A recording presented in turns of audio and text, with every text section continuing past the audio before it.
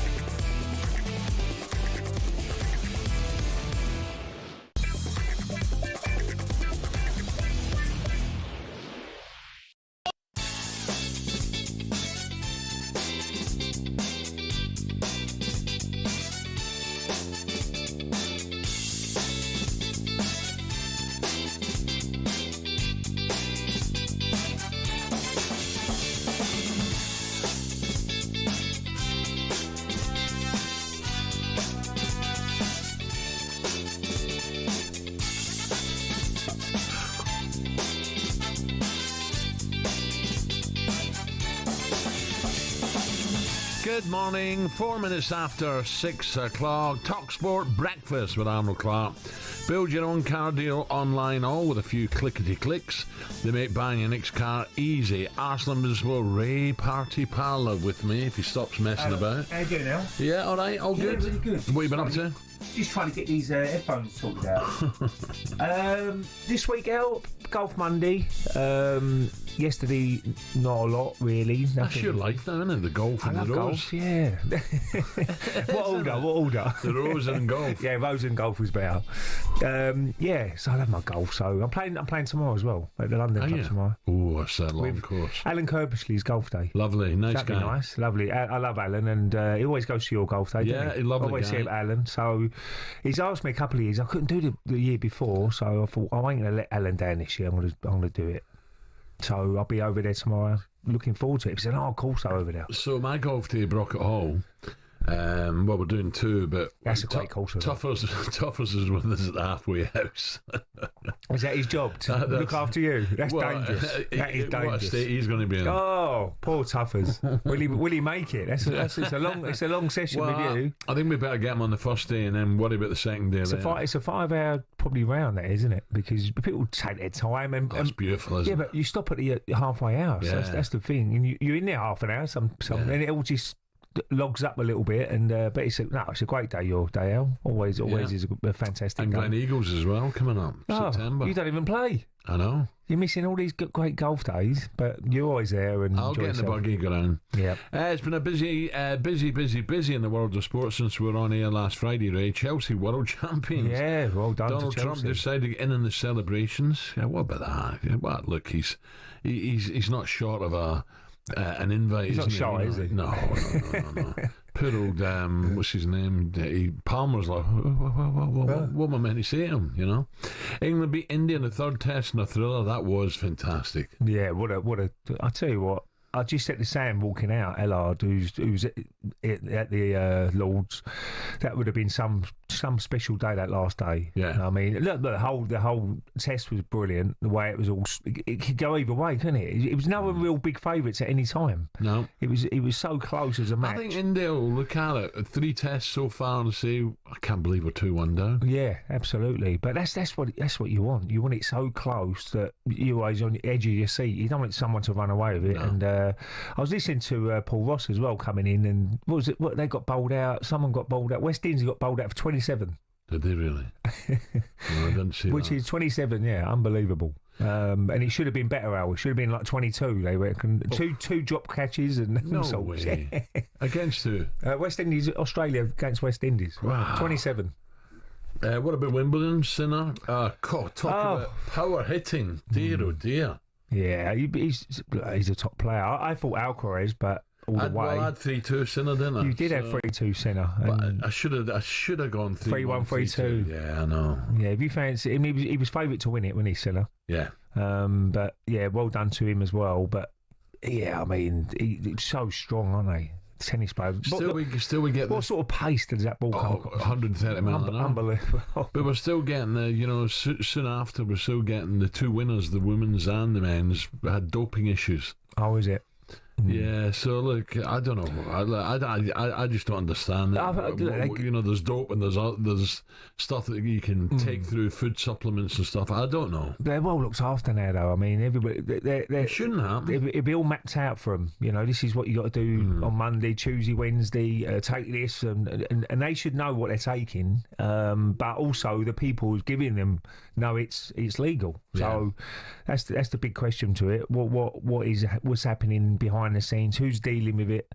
And that's important. But yeah, well, I didn't know about that, to be honest with you. Yeah. Anyway, Chelsea world champions. What about? It looks like Arsenal are getting close to finally signing a striker.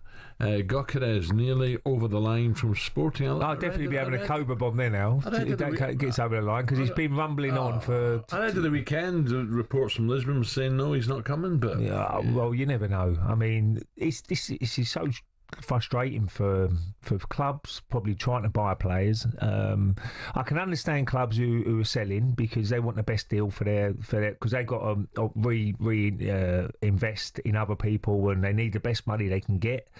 But the sagas go on to the end, right at the end now, and suddenly bang, yeah, okay, we got the deal done. Who gives in first? It's one of those scenarios where, do Sporting give in and say, right, yeah, he don't want to stay, let's get rid of him, or do Arsenal up the money a little bit and then that's it? Well, you see the Sun this morning, Isak for Liverpool, maybe. Yeah, well, they're favourites anyway to win the league next year. But if they get Isak, they'll be the ones to beat. I think Arsenal will be third favourites. Well, Chelsea have got up there. I think Man City will be second favourites. I think Man City is still.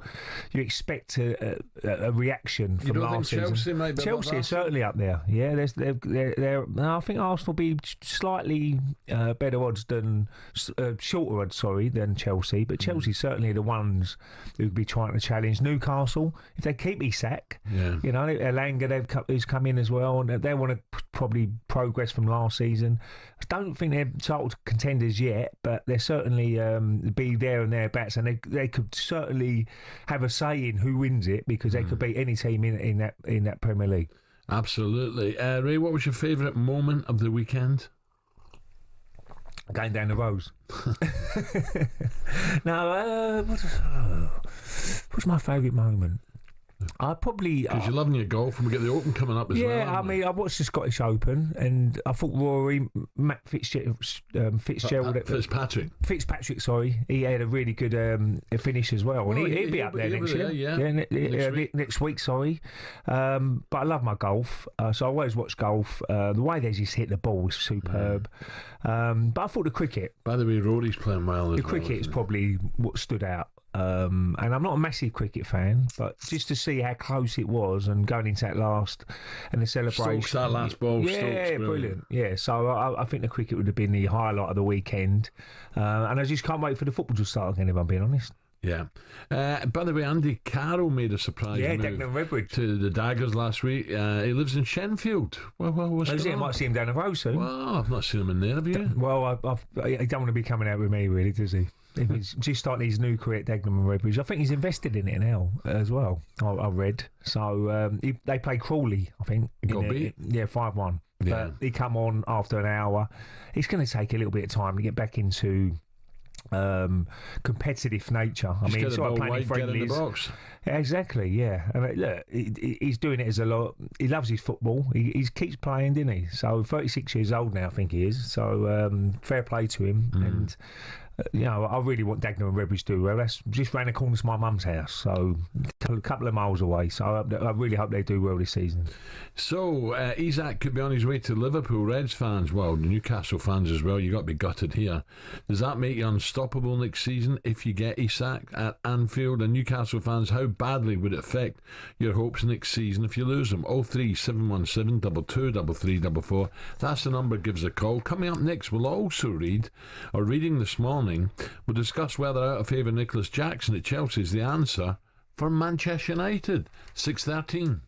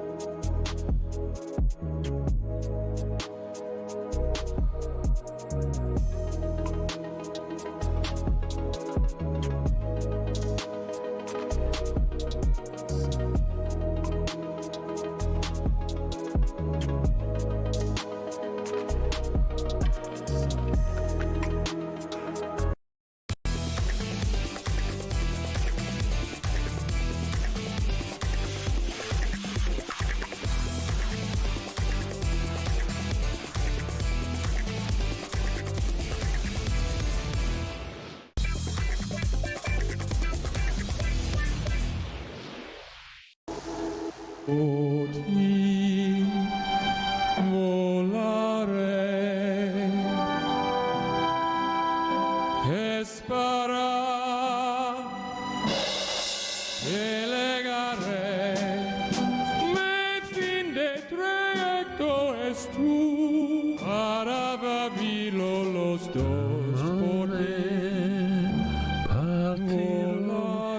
this? This is not Bocelli. It is a bit of Bocelli, but it's normal. It's actually not Bocelli. In fact, it's Will Ferrell, who is 58 years old today, who famously sang Bocelli during the iconic 2008 film Step Brothers. Have you seen it? Step Brothers, yeah. I've seen it. I think I have. I'm sure I have. He's a great actor, though. Yeah, I've definitely not seen that. I met him, Will Ferrell, at the. He loves his football. I tell you what I watched last night. Watching the England game, I met him in a box. I watched it for about the third time. Narcos, Mexico. Oh, Ray. Is it good? Netflix. It is brutal. I love Narcos. It is brutal. Is it? Brilliant. Oh yeah, you got to watch look at that. Mexico. There's a few. There's Colombia. There's a few, but the Mexican one, magic. Right, let's look at today's back pages with Tesco Mobile for Business. The Back Page Review on talkSPORT with Tesco Mobile for Business. Got a side hustle selling clothes? Save in style with business phone bills for up to 40% less than the big three networks. For verification, see tescomobile.com/business. And lots going on for single Sam to get his teeth into. Good morning both. How are you? Good. It's a stupid question asking you. What's your highlight of the weekend? Well, yeah, being a Laws all weekend, being a Laws Monday as well. You got a good job, final. It was a nice gig. Being a Laws gig there. Yeah, it was a good gig. Being a Laws for 5 days, covered in for talkSPORT, was a belter. How important was that last ball from England captain? The England captain. Ben Stokes. Yeah, the last ball of the day. Getting the wicket. Sorry, getting the wicket. What do you think? I didn't know what you meant. Sorry, Al. Sorry. That was absolutely massive. To get them 4 down, final ball, with the final ball of the day was incredible. The Test match had everything. It had great cricket. There was lots of needle, lots of chat. Jofra Archer coming back 4.5 years away from Test match cricket. He bowled like he'd never been away. Bowled a real pace. He got wickets. And then any Test match that goes evening session, day 5. With all results possible. It was an absolute belter. Harmy was good. He enjoyed. He rang the bell, didn't he? Yeah, he did.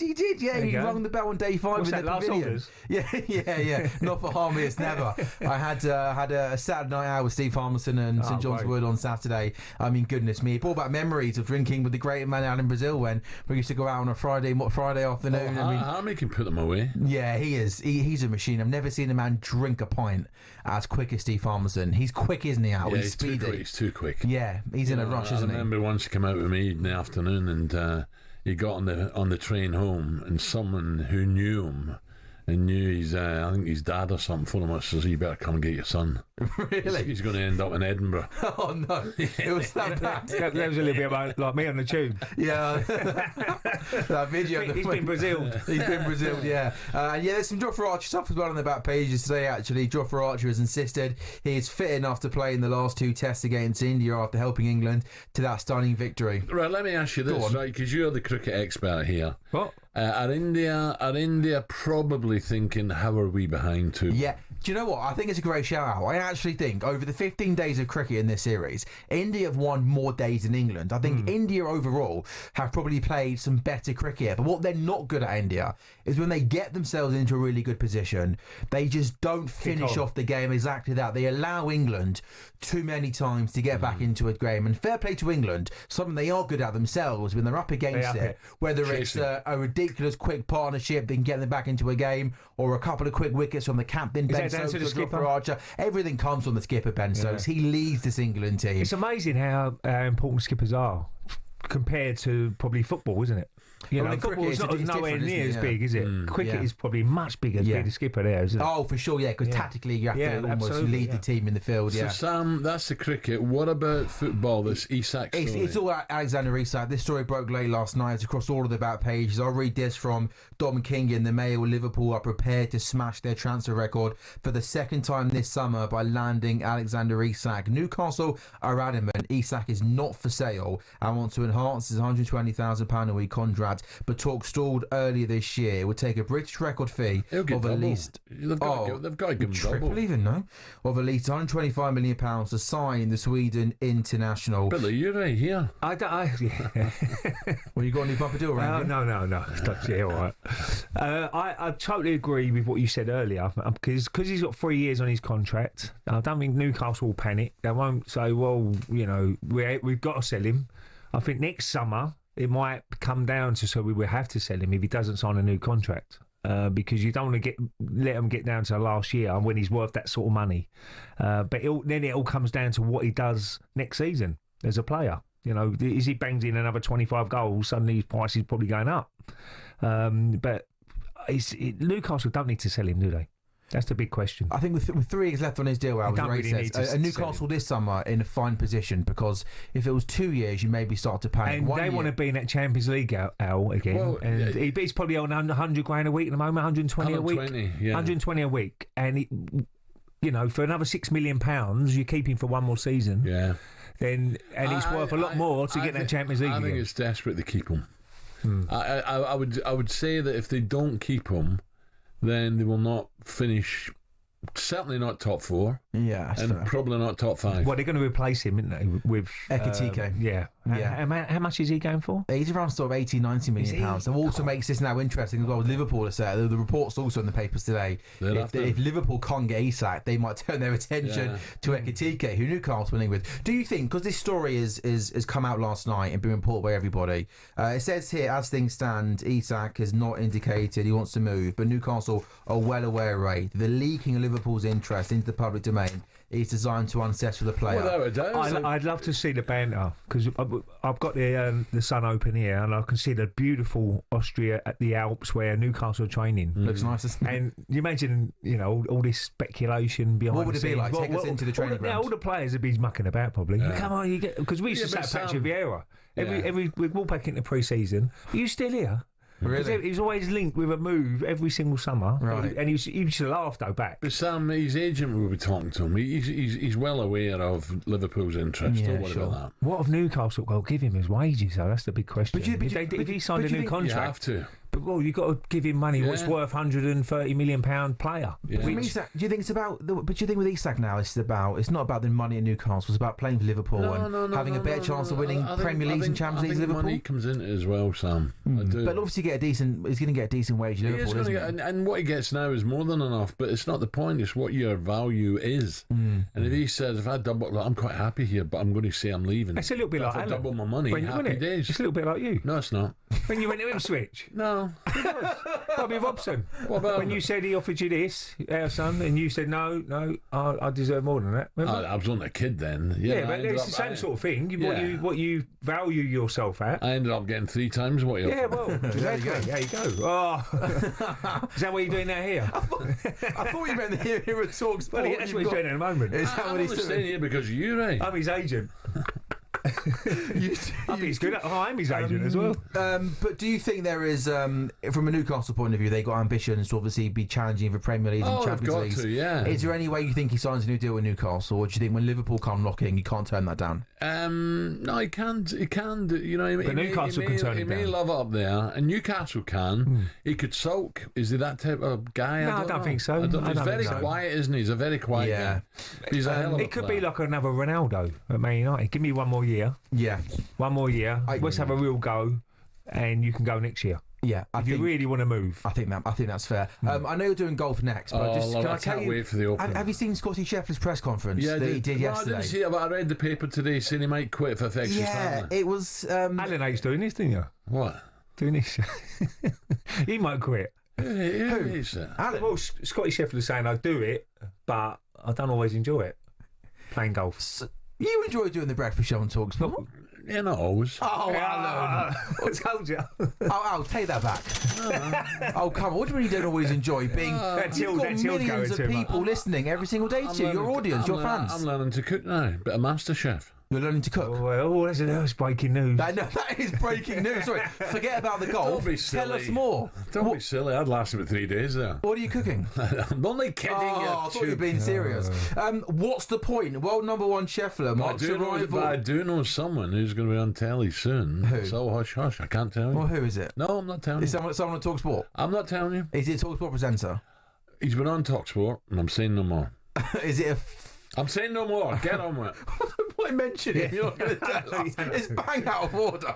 What's the point? World number one Scheffler marks arrival at the Open by questioning the meaning of golf. Scheffler goes off course in search of answers. World number one vows to quit sport if it affects family lives, and asks why winning is so important for an awesome 2 minutes. It was an unbelievable press conference. Well, maybe I don't know if he mentioned when he got nicked. Remember, he got arrested and put in a cell. Maybe, Right. Yeah, just that's maybe right, that made him think. Yeah. Think, what am I doing? And it's also, Sam, there's a lot of travelling. Sure. You're not at home a lot as a golfer. Whether the family goes with him, I'm not too And worried. how do you know You've got young children. How do you know his missus not henpecking him? You're away too much. This is ridiculous. It's true. We've got enough money. Yeah. Why are you doing it? Can you imagine just it? don't know. You get to Sunday. I get the opposite. Get out and work. You get to Sunday. Why are you still here, Al? You'll have Monday off, maybe. And then Tuesday, Wednesday, you'll be travelling back to the next tournament. Yeah, so it's quite. you're not there. You're not there I too just thought it was often. different because often, these sportsmen they use cliches. So it was quite refreshing that the 3-time major winner, favourite, world number one, favourite for the major, is basically sitting there telling us all, what's the point? I just don't enjoy it. It was different now. It was As a footballer, Al, you're only away this time of year, aren't you? Yeah, Ben White doesn't enjoy football, does he? No. Did you enjoy football? Did you love I it? did, Was it the only thing that you cared Yeah, I about loved all the it. time? I Loved did, it. but I don't enjoy it as much as I used to. Not this time of year, when the pre-season. No, was that not fun? Yeah. With Ronnie O'Sullivan, just gets his spells when he don't Correct. enjoy it. Ouch. Correct. Do you ever wake up, come into work, and do a breakfast show and think, what's the point? He's just waiting for the debrief later. That's where he comes in. Sam, my alarm went at 3:10 this morning. You know what I mean, it's like it's. How did you come in from stupid hours. Suffolk? Yeah, stupid hours. Isn't it? See, that's dedication. So were you thinking, what's the point? As you were Why didn't you driving pick me up from- on the way then? You could have picked me up. I've been doing it 27 years. I'm now thinking, is that enough? Oh, don't say that. Why? You're the face and voice of talkSPORT. You are Mr. talkSPORT. Used to be, Sam, used to be voice, I that's am- the face. I am It's all on telly. 2 weeks out of contract. My contract ended, right, on the 1st of July. Well, make sure you sign that new contract, Al. Make sure you sign it. Come on. Sam, beat it. Right. Thanks, Sam. I was looking at today's back pages with Tesco Mobile for Business. Coming up, what does Scottie Scheffler mean when he calls himself a sicko? More of that. Rupert Bell will be joining us ahead of a fantastic port rush coming up. The Back Page Review on talkSPORT with Tesco Mobile for Business. Got a side hustle selling clothes? Save in style with business phone bills for up to 40% less than the big three networks. For verification, see tescomobile.com/business.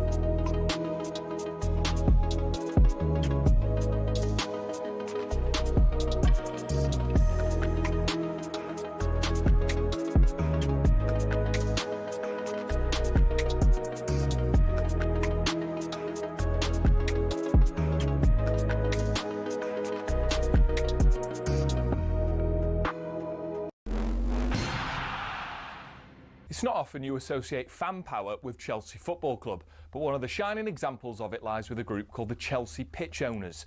And they've proved to be the thorn in the side of owners past and present who've been dead set on moving stadiums to a larger, more lucrative piece of land. Essentially, the supporters group holds the freehold to the land on which Stamford Bridge sits. Former owner Ken Bates set it up at a time where some unruly property developers tried to evict the club from their ground. In order to prevent this, he established the CPO as a company that owned the pitch and offered the fans the chance to buy a share for £100. As well as that, they also own the rights to the name Chelsea Football Club, so if any owner wants to take them elsewhere, they can't be called Chelsea without the approval from the CPO. Now, in 2011, Roman Abramovich tried and failed to move them away from Stamford Bridge, and this has set a precedent for Todd Bowley and the current power brokers at Chelsea. They know any plan which involves moving from Stamford Bridge will require CPO approval from the now 13,000 fans who own it. There are fans who are concerned that if they stay at the bridge, they'll be left behind their domestic and European rivals who are moving to more commercially successful stadiums. But for the heritage and history lovers, Stamford Bridge is one of the iconic English stadiums, and to move away would be a grave mistake. It might not be as flashy as others, but stadiums like it have something about them that cannot be replaced. One thing's for sure, if Bono wants to take Chelsea away from their home, he'll have to go through the CPO first.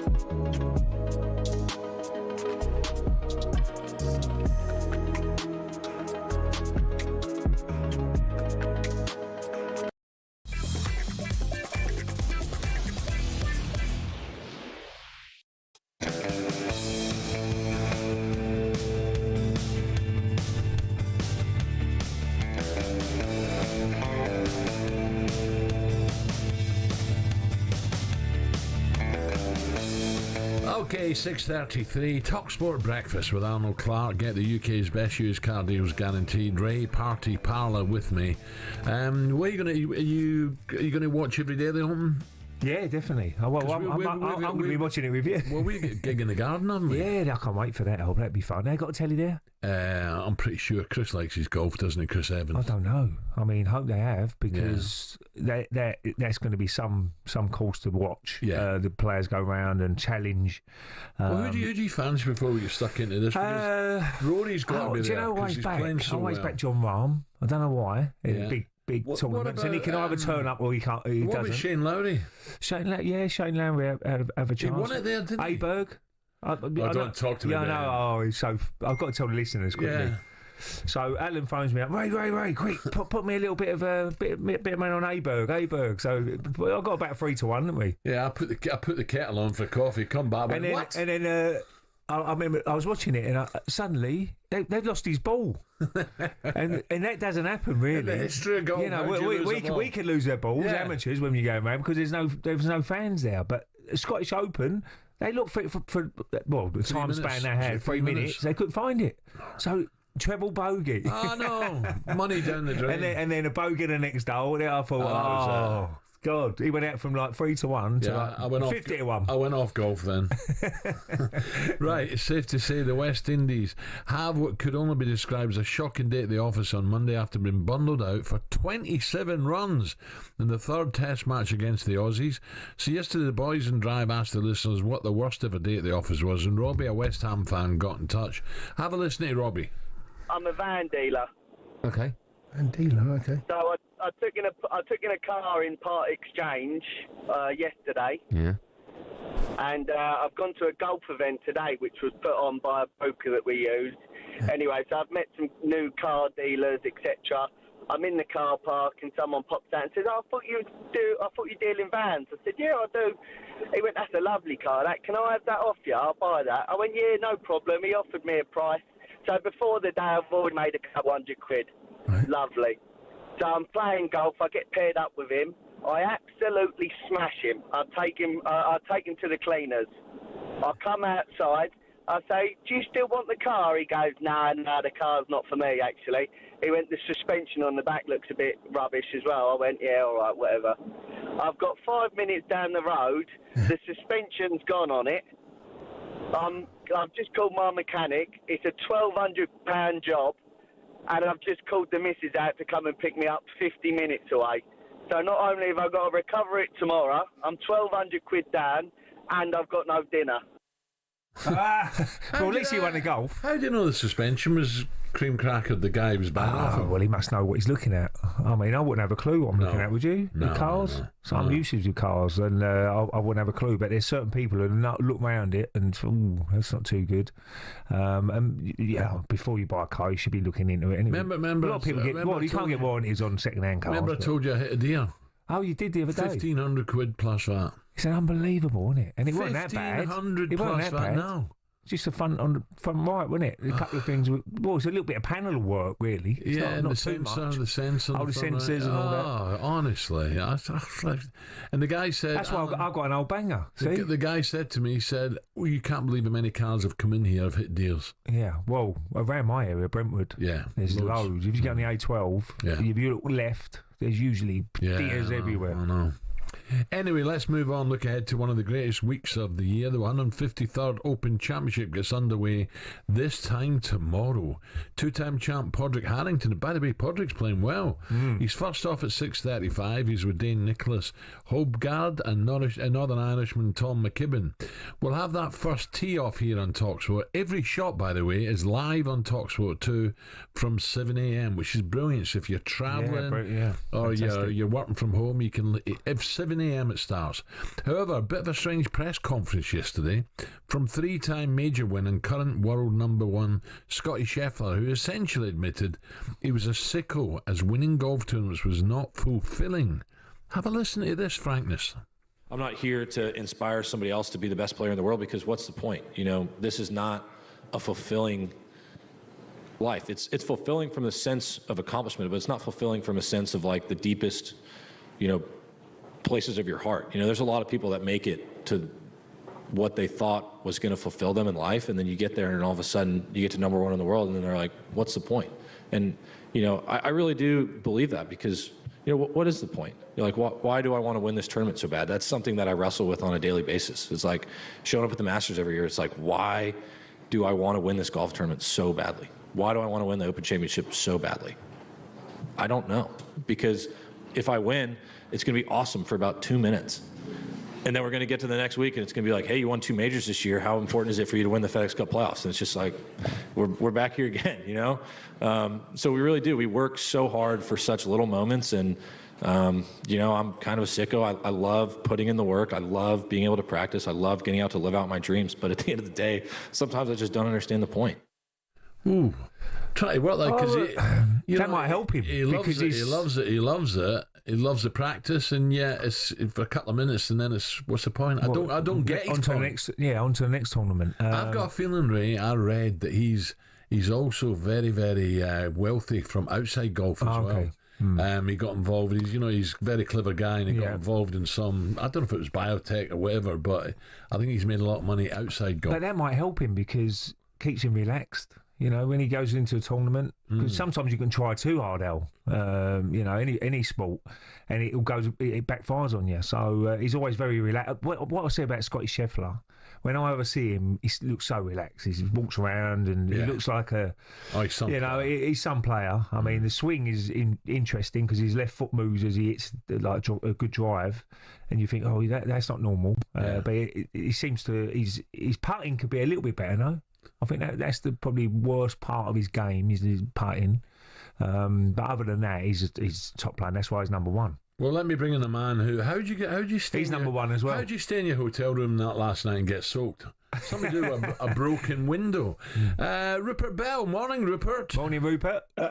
Good morning, Alan. Good morning, Ray. Yes, we've got. I'm staying at the University of Ulster accommodation, and some of it's a bit primitive. You'd be having a hissy fit, Alan, I'm sure. Well, that's the only uni you've been to. Well, anyway, it's fine. What's happened? 10 minutes from the... Well, Anyway, the window handle broke off. But anyway, enough of my accommodation problems. It is what it is. You know, the Open. Here we are back again 6 years on from the last time, and occasionally you have to roll with it, as they say, with what you're offered as a place to stay. So, Rupert, your window's broken. What about Scottie's dream? Is that broken? What do you make of that interview? It was the most extraordinary press conference to be part of. Look, most people would think if Scottie Scheffler walked past you in the street, you probably wouldn't recognise him. He's a sort of average Joe, but when it comes to golf, he's on a different level. He is brilliant. However, what I think he's saying is, his real priority is his family and his children. This is all, what's it for? What's the point of working so hard? But something still drives him to be this brilliant golfer. But as he says, you win, and then within 2 minutes, you're moving on to the next event. So you never really get a chance to enjoy it. He even says he reflects at the end of the year. He's still going, well, what is the point? And that's what he's sort of wrestling with, his inner demons about why does he work so hard when it's actually just a sport, in essence. So, but that was, I think it's interesting that he's suddenly realizing in a way, when he spoke, everyone in the press room there was nervous laughter ringing round because they couldn't believe what he's saying. This stream of consciousness was coming out from him and elevating his sort of level of interest. Suddenly, he's developed another side to him that we didn't really understand. We thought he was just a sort of ruthless winning machine. He's played 23 majors. He's had 15 top tens in those 23 majors. Brilliant. He's won a stack full of them. He is just Mr. Consistency. That's why he's world number one. But now he's turning around and saying, what's the point? But he wants to win this tournament as much as anything else, as he said in that little clip there. So it was actually good watching to see him sort of reveal as he did. But obviously, he's got a huge chance this week. He's starting to get to understand how to play links. He was 7th last year, so he's obviously a very worthy favourite in many people's eyes. It's quite a lonely life, though, Rupert, isn't it? Because you don't expect Scottie Scheffler to miss many cuts, and he's playing till Sunday. Then he travels home. He's got a few days back at home, Monday, Tuesday, and he's got to go to the next tournament. Well, the schedule. Why not cancel the next tournament? I've got a sprained wrist, can't play. His wife comes with him. Okay. So they do a lot of travelling together because they've got a small child. He said it might be different when the child is going to school, 14-month-old child. So in a way, he could clearly afford to put her into the best accommodation. A bit like yours, Rupert. Yeah. Why does Mrs. Bell not join you? Well, she certainly wouldn't be joining me this week because she'd be having a rump about the state of this place. But anyway,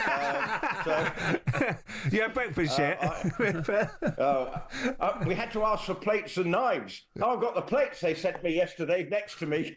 We suddenly come home, I find there's 4 dinner plates, 4 side plates, because we had absolutely nothing. And more importantly, there was no wine glass for me, but that's now turned up, so all's good in the world.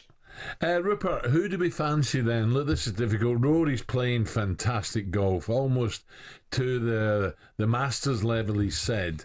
And he was not unlucky, but he was very, very close to winning the Scottish Open. So we've got to put Rory in there. Who else?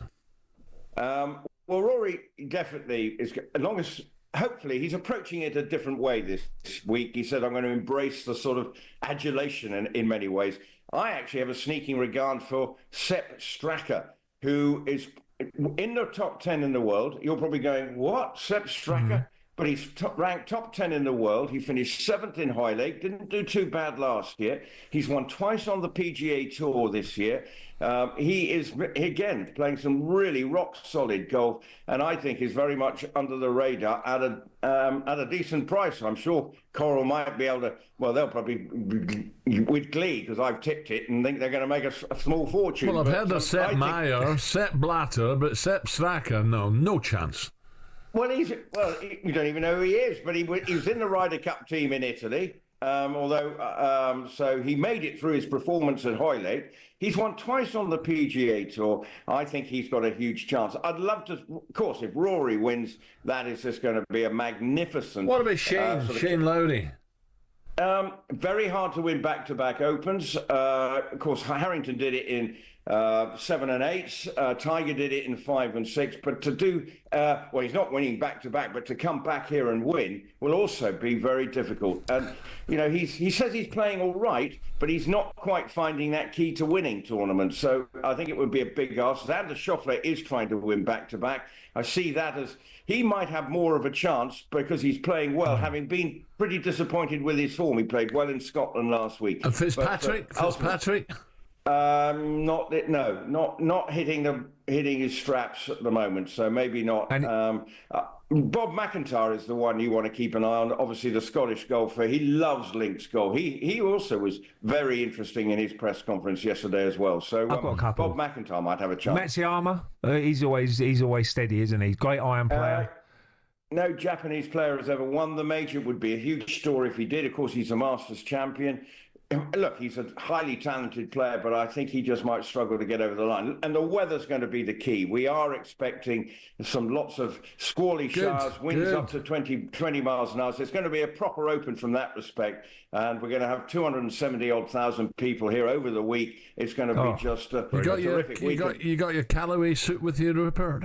No, I've got my FootJoy suit with me, and I think I may be having an upgrade as well. So there you go. Thank you very much, Alan. I didn't give you off. You've given me an opportunity to be brazen as I plead for some more waterproofs because I think we might need them this week. Rupert, we'll talk tomorrow. Thank you. Cheers, Rupert Bell there, live from some university in Ulster there. Crikey. So I bet you the top hotels are packed now. Oh, God. Where can you stay? Where can you stay? Exactly. Well, I mean, there's not enough places. Don't forget, Ireland's it's not a big place, so people can stay. You know, do you know what you do, Al? Do you know what you do? Take the train, like helicopter in. This is what would happen if it was your house next door. You would rent it out for the week. Well, you would get an absolute fortune. I wouldn't. Yes, you would. No, I wouldn't. Right, coming up, we'll speak to the Moose and find out more about the Palace protest yesterday. Will it make the blindest bit of difference? We'll catch up next.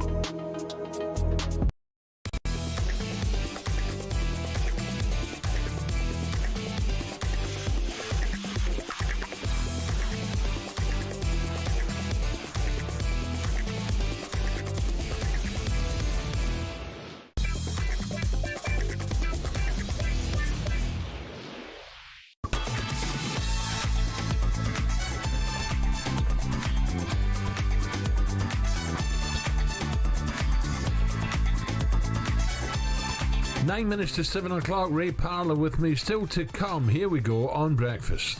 Superstar Breakfast preview on talkSPORT with Travis Perkins. Find everything you need for your landscaping project in stock and available for delivery. Terms and conditions apply. So, Toon fans, Newcastle fans, you're certainly news currently with your star striker Isak in hot demand, but will he stay or will he go? Liverpool now are knocking at the door. Give us a call. Tell us 03717 223344 is the number you need. Jason Cundy seems to think you might have to accept him heading to Anfield. Unfortunately for Newcastle, there's a food chain, and Newcastle aren't as big as Liverpool. You can also have your say on Scottie Scheffler's bizarre comments. What's the point? Are they a kick in the teeth to normal people who dream of being pro sports people? That was a look ahead with our good friends at Travis Perkins. Superstar Breakfast preview on talkSPORT with Travis Perkins. Join the club and get low trade prices. Find out more at travisperkins.co.uk or download the app. Now, last week, Palace found out they had been demoted to the Europa Conference League after breaking rules of multi-club ownership. Last night, Palace fans headed to Selhurst Park to protest the decision, and the Moose went along to find out why they're doing it. In terms of what you hope to achieve from it? We hope to achieve what is rightfully ours, which is the reinstation of Crystal Palace Football Club within the Europa League, and nothing less. If you don't get that? If we don't get that, then this campaign against UEFA and those people that have fundamentally changed the game of football and taken it away from the working man in England will be sustained and continued throughout next season. You are still in Europe, though, so that is something. It's not about something. We don't want crumbs, we want the whole loaf. We've won the FA Cup, and we're owed that, and we want it. Very good. And finally, you mentioned that there will be more protests around here, or what are you planning? We're sending a small delegation of lads to get out to UEFA headquarters and continue the protest from there. Other than that, keep watch online and you'll see what happens. There you go, Palace fans. Listen, I think they've got a point. totally agree with They've got a point. What was it? Leon, isn't it? Were they seventh or something in the league? Do you know what I mean? It's no, it's a disgrace, really. I mean, again, money. There's nothing it's I really don't understand the logic of it. I think they changed the rules and stuff like that. I mean, I don't think he's got nothing to do with the running of the club, is he? He doesn't make decisions. Yeah, he doesn't make no decisions, and they've done a big document saying he doesn't, and this, that, whatever. But I do feel for the Palace fans. By the way, that picture there was a lot there, Palace fans. Oh, well, yeah, they've got great support. Really have got good support, and it's probably one of their best seasons they've ever had. To go and do what they did in the league, a very competitive team, play some good football, and to win the FA Cup was brilliant. Well, absolutely brilliant. Looks further ahead. Could they lose Izzy and they could lose Gay? Because of this, no Europe. Well, they've got European football, but it's not what they wanted. Well, I think they're pretty realistic about they might lose a player every season, and that's how it is. It's not probably a buying club. You've got to balance the books. You've got to do this. You've got to do that, and whatever they do, when they sell their players, I know they're going to get good money for them, unless their contracts are running out and they have to sell them. But Eze, look, I'm just reading the paper there. He's been linked with Arsenal again, and whether that's going to happen, we'll have to wait and see. But they'll always have that there in the memory, getting to that FA Cup final. The fans, as we said, we had the guy on Friday, didn't we? The comedian, who said everyone was crying in the stand, couldn't believe it. Yeah. That they'd witnessed Crystal Palace picking that FA Cup up. Yeah, unbelievable. So, but I do agree with him. I think it's a disgrace that they're not in that Europa League next year. And look, what UEFA ain't going to do nothing about it, Al. And you can do as many protests as you like. They're alone to themselves. It's nice to see that there's so many fans turn up and supporting their club. Yeah. Forest, by the way, finished 7th Premier League, are set to replace Palace in Europa League. So look, it's not Forest's fault. No, not at all. I mean, the rules are probably wrong, if I'm being honest with you. So, and Forest can take advantage of that.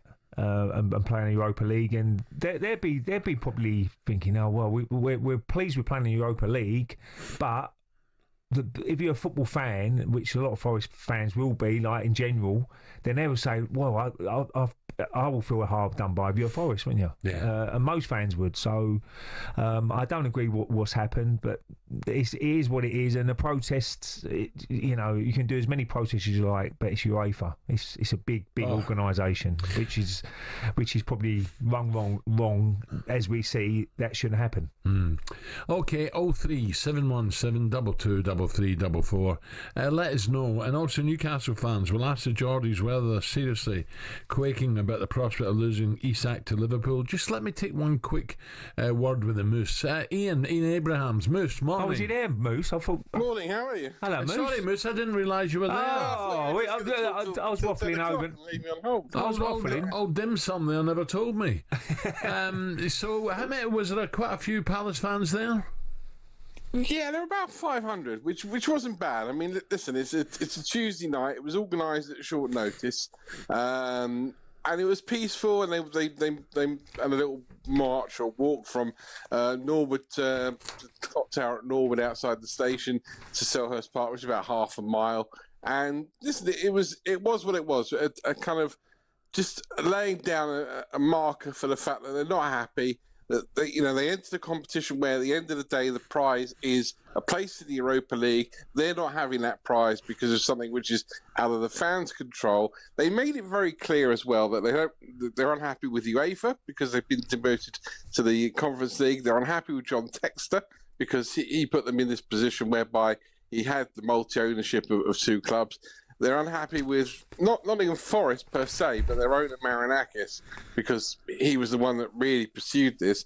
And they're unhappy as well with the fact that, if they were a real big dog, like, for example, a Liverpool, Man United, a Man City or an Arsenal, would this be happening to them? They reckon no. They reckon it's because they're, inverted commas, a smaller club.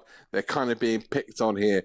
I think as Ray just said there, what's going to happen at the end of the day, whether we think it's right or wrong, they're going to end up stuck in the Conference League, and they're not going to get their place back in the Europa League. I think that the Court for Arbitration for Sport are very unlikely to overturn it. So I think they're just making their voices heard and probably laying down a marker for future years to come. Yeah, Moose, just a quick one because I'm out of time. Your boys, West Ham, not a lot happening, is there? Not a lot happening. Practically nothing happening. We signed one defender, and that's it. I mean, quite what the owners are going to be doing between now and the start of the season. I mean, West Ham, only because, Manchester United and Spurs were so bad last season, avoided being the best of the rest after the three that came up. So, they need to get a shift on, because while everybody else is signing players and strengthening their squads, West Ham has only got weaker because they let about 5 or 6 go from last season. Moose, nice one, pal. Thank you. Moose. Talk later. See you soon, boys. Ian Abrahams down at Palace last night. Up next, we'll ask the Geordies whether they're seriously quaking about the prospect of losing Alexander Isak to Liverpool. Latest than that to come.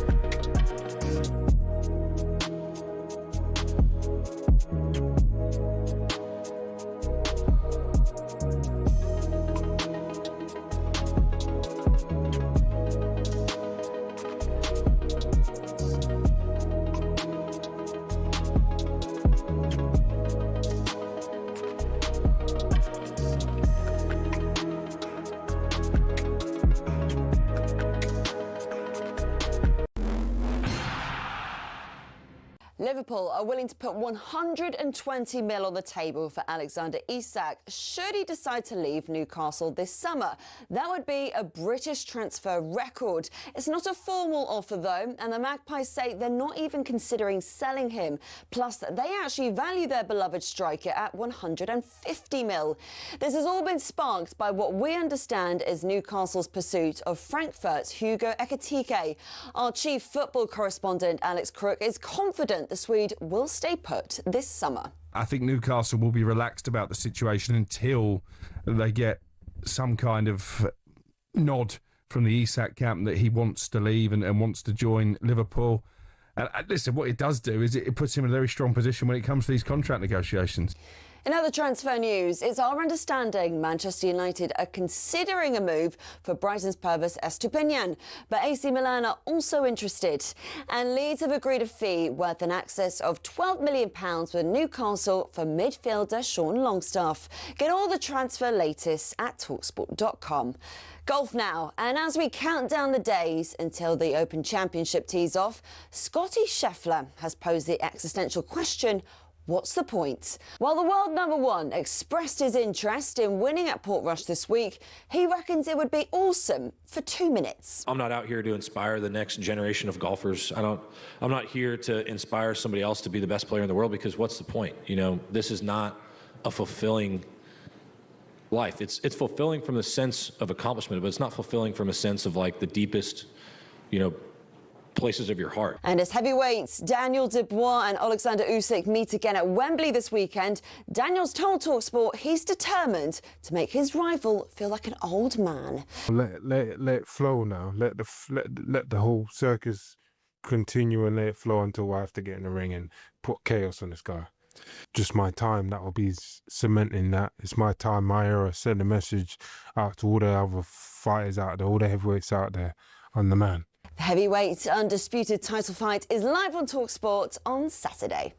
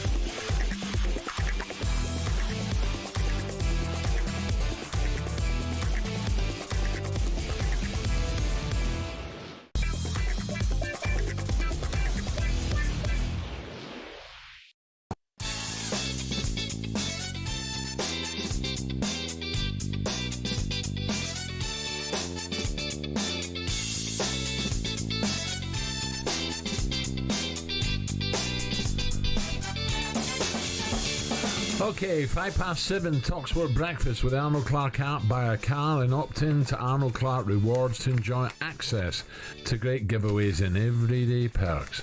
Ray Parlour with me. On the way for you this morning ahead of one of the greatest weeks of the year, the Open Championship. 4-time major winner and top broadcaster Dame Laura Davis will give us all the latest from Royal Portrush ahead of the tournament starting tomorrow. I bet you Dame Laura's not staying in a university I doubt it. bedroom, is she? I doubt it. But no, look, Rupert's room looks all right, doesn't it, Al? Yeah. We'll also ask Dame Laura what she made of an incredible Scottie Scheffler. His comments asking what's the point of it all. Talking about playing golf. Do you get where he's coming from as a husband and a father, or a slap in the face to the normal person who dreams of playing top-level sports? An interesting one. Do you know what, Aldo? You must get such a buzz, walking around, getting birdies, eagles in the crowd. You know, he would miss it, but I guarantee it. But yeah. longevity, I don't think he's going to be one of those guys that goes into playing into his late 50s or something on seniors tours. I reckon he's just sick of the travelling, private jets, and. Well, he's going with his wife. I didn't realise that. That's a big factor. Maybe she doesn't want to do it. Well, as the child grows up and has to go to school, that might be a little bit different then. And plus, as I said, if that's true and he has got outside interest in making a fortune out of that, he doesn't need golf. No, he don't need the money, no. 03717 22 3344 and heavyweight boxer Lawrence O'Coley will join us as we build up to Saturday's massive fight. Live on talkSPORT, yet it's come round quick. Isak against Daniel Dubois. But first, so is Isak. Is Isak Anfield bound? Is the head of colour? It'll be a knockout at Liverpool. Right.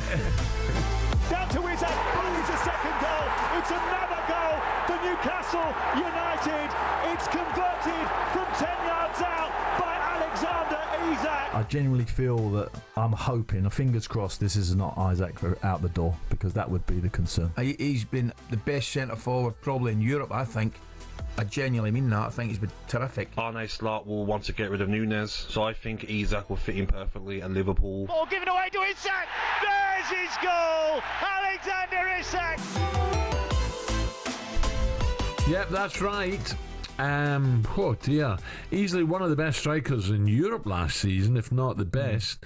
Last night talkSPORT's chief football correspondent put Newcastle fans at ease, however, revealing that club are confident of keeping him. There's been no formal bid. It's important to stress that from Liverpool to Newcastle. But conversations have taken place, and basically Liverpool have indicated to Newcastle that if they do decide the time is right to sell Alexander Isak, not only are they prepared to make a bid, they're prepared to pay a British record fee in excess of £120 million. Of course, they've already broken the British transfer record once this summer for Florian Wirtz. At the moment, the message from Newcastle is that Isak is not for sale. They want him to sign a new contract. But I wonder if this could have knock-on effects now when it comes to Newcastle's own pursuit of Ugo Ekitike, a player who is on Chelsea's radar if Nicholas Jackson was to be sold. And more importantly, I think a player who's on Liverpool's radar as well as they look to bolster their forward options. So as much as Alexander Isak's staying, and we do expect him to stay at this stage, could be good news for Newcastle fans. The fact Liverpool are now expected to make a move for Ekitike, perhaps not quite such good news.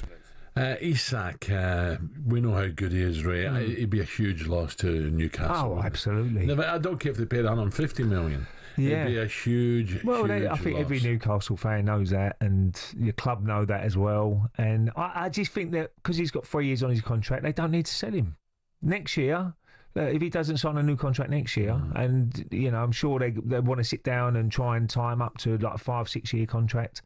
But if he says no, I don't, because as I said before, the player's got all the power now. But maybe next year you have to sell him. But this year is a massive season in front of Newcastle. They want to be challenging that top four, even trying to put a total charge. Whether they're good enough to do that, we'll have to wait and see. But they don't want to be losing their talisman up front, and if they do that, it's a massive hole for him to fill because his goals, his work rate, his all-round play, off the ball as well, as much as on the ball, he's fantastic. Strong. He's got the lot, hasn't he? Absolutely. Well, what about Jason Cundy on Drive yesterday? He disagreed, however, and gave a clear message to the Newcastle fans that they should accept losing him. Oh, really? Newcastle fans, have a listen to this. For Liverpool right now, if they get him, yeah, I can't. They are overwhelming favourites to lift the title again, right?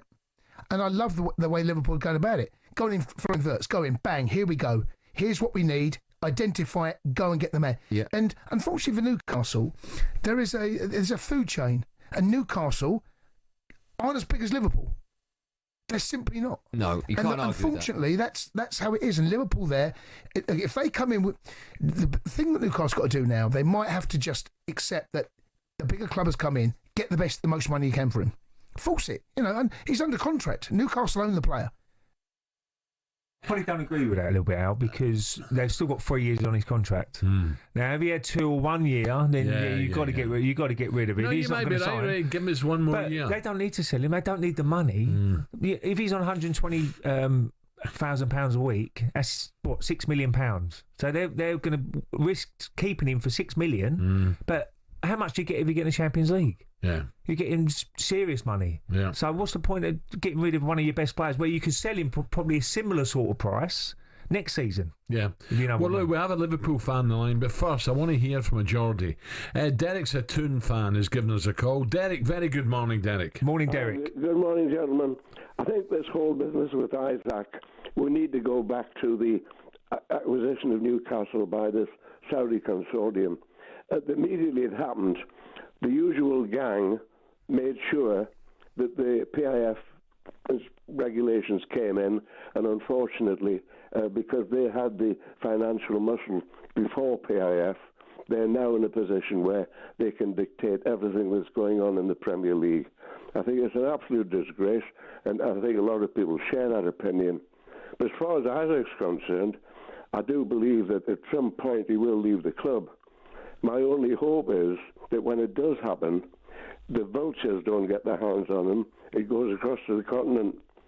Right, okay. Yeah. What about Sid? Sid's a Liverpool fan. I'm sure Sid would love to see him in a red shirt. Definitely. Sid, morning. Morning, Sid.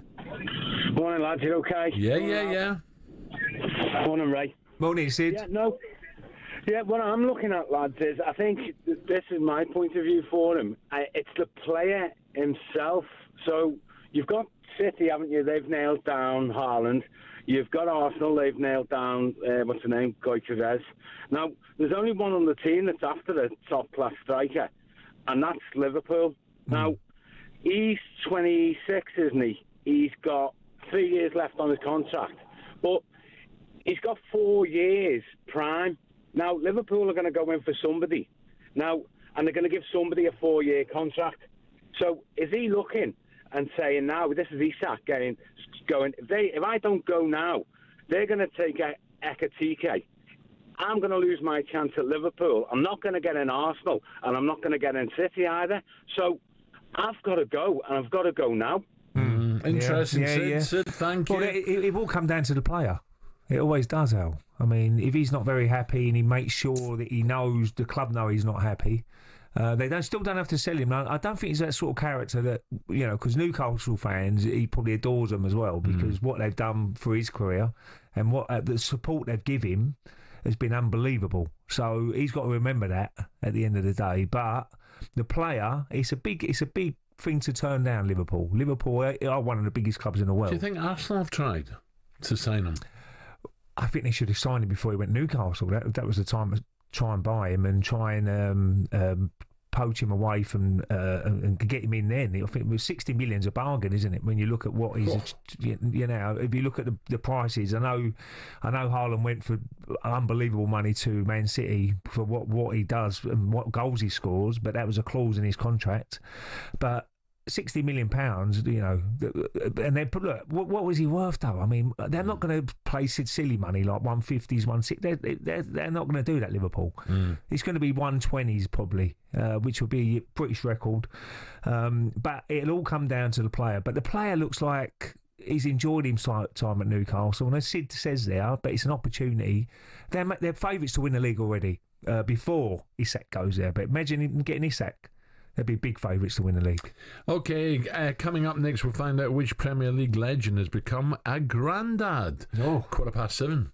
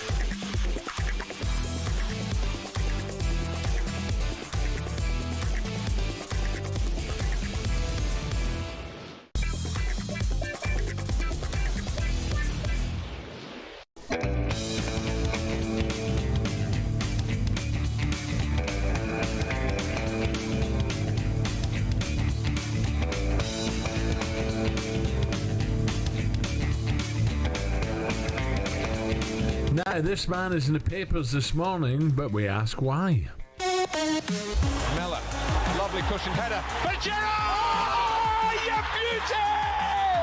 What a head, son! What a head! Well, you take a tap in these circumstances. What you have seen is a Champions League strike as good as anything the competition has produced in this and many a season. Yeah, he was a winner, wasn't he? What a player. He was a winner. One of the best midfielders around. Yeah, the iconic commentary there of Stevie Gerrard's goal against Olympiacos in 2005. Without it, they would never have gone on to complete the miracle in Istanbul and lift the trophy. But Stephen's in the news for a different reason this week. He's become a granddad for the first time. Incredible. Ray, what kind of granddad do you think you would be? A very, very good one, hopefully.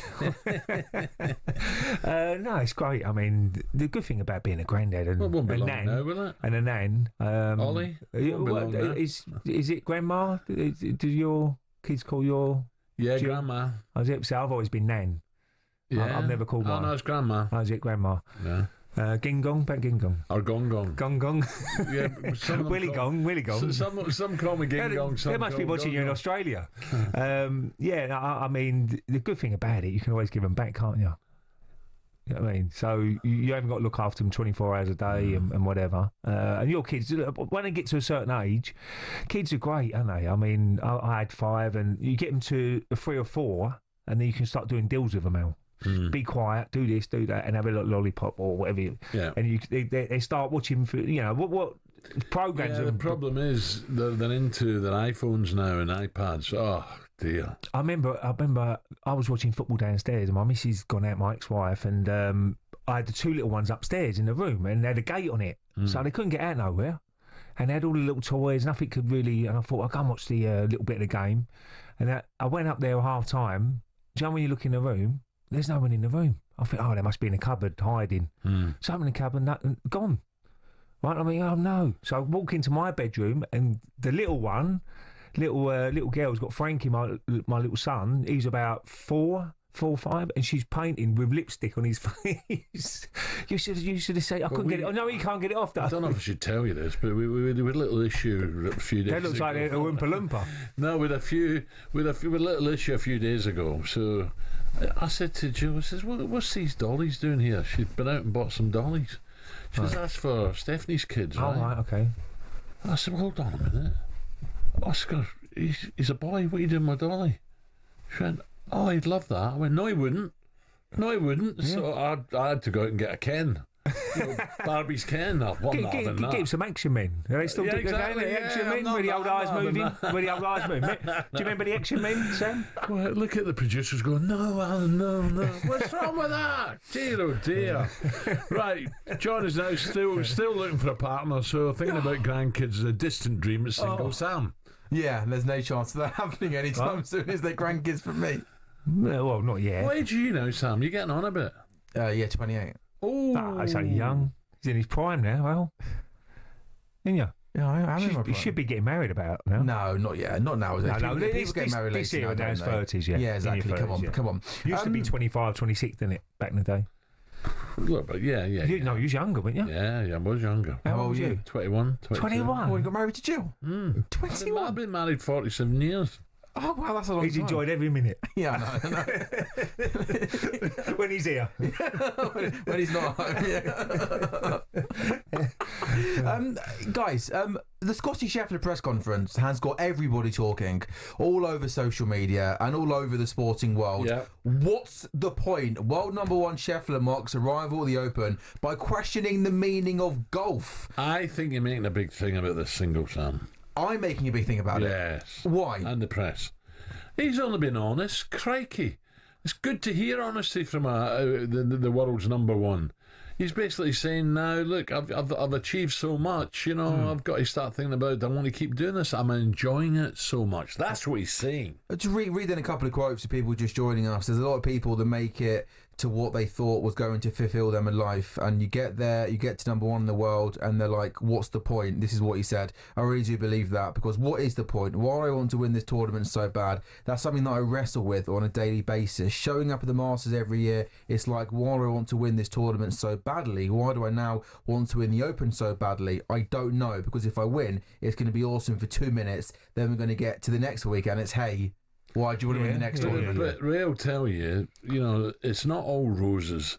Being in, when you're number one, you're making fortunes, you're jumping in a private jet. What about the other guys who are pros and just scratching a living? Well, just getting your card. There's a lot of guys out there have to pay their own money to get... So, and don't forget, they've left school, gone to uni, right, and they've gone to a professional golf. That's their only job, they know. They've not done any other jobs. It's the only job, and every job gets you down after a while. You have to be so good to be a professional golfer.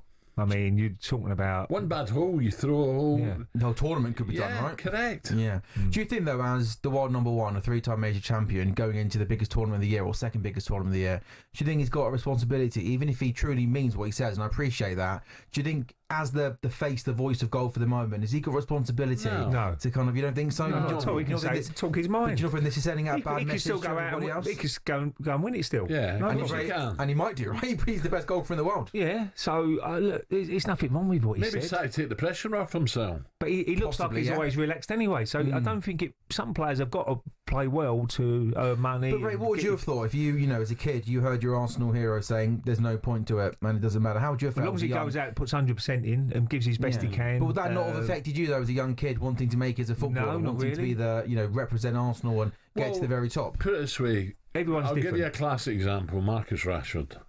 Right, he's got everything he needs financially, right? His style of living. But you tell me he was enjoying his football a season and a half ago. Doesn't look like it. And his performances were way below average, weren't they? Another player. You could see in his face and his body language, what am I doing this for? Another player. And it can make you sick, can make you ill. And it sounds like he's practicing every day, he's putting a hard work in, which is the most important thing for a golfer, because you can't just not practice and not be on the putting green. Yeah.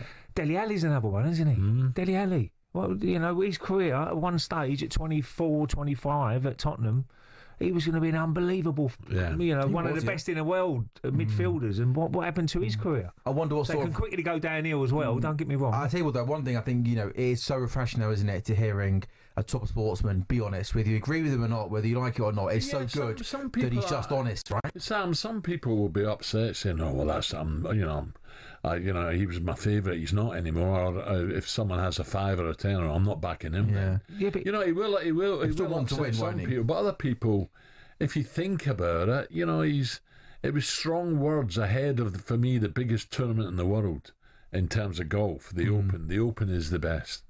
So why? I prefer the Open, but why he's come out with it now? I think that's what I'd like to know. Yeah, one thing though, it's gonna be. What question was it to come out with that? Yeah, I think it was just quite a generic kind of opening question of how you're feeling over going into the weekend. Really, I don't think there was any sort of big special tee up. But I'll tell you what, though, lots of even more eyes are going to be on him now over the week. I wonder what sort of reception he's going to get at the Open. Well, are people now going to turn on him? Will that bother him? It may take a little pressure off Rory as well. Well, they won't turn on him, will they? No. Why would you turn on him? It's no big deal. Maybe some people might not like what he said.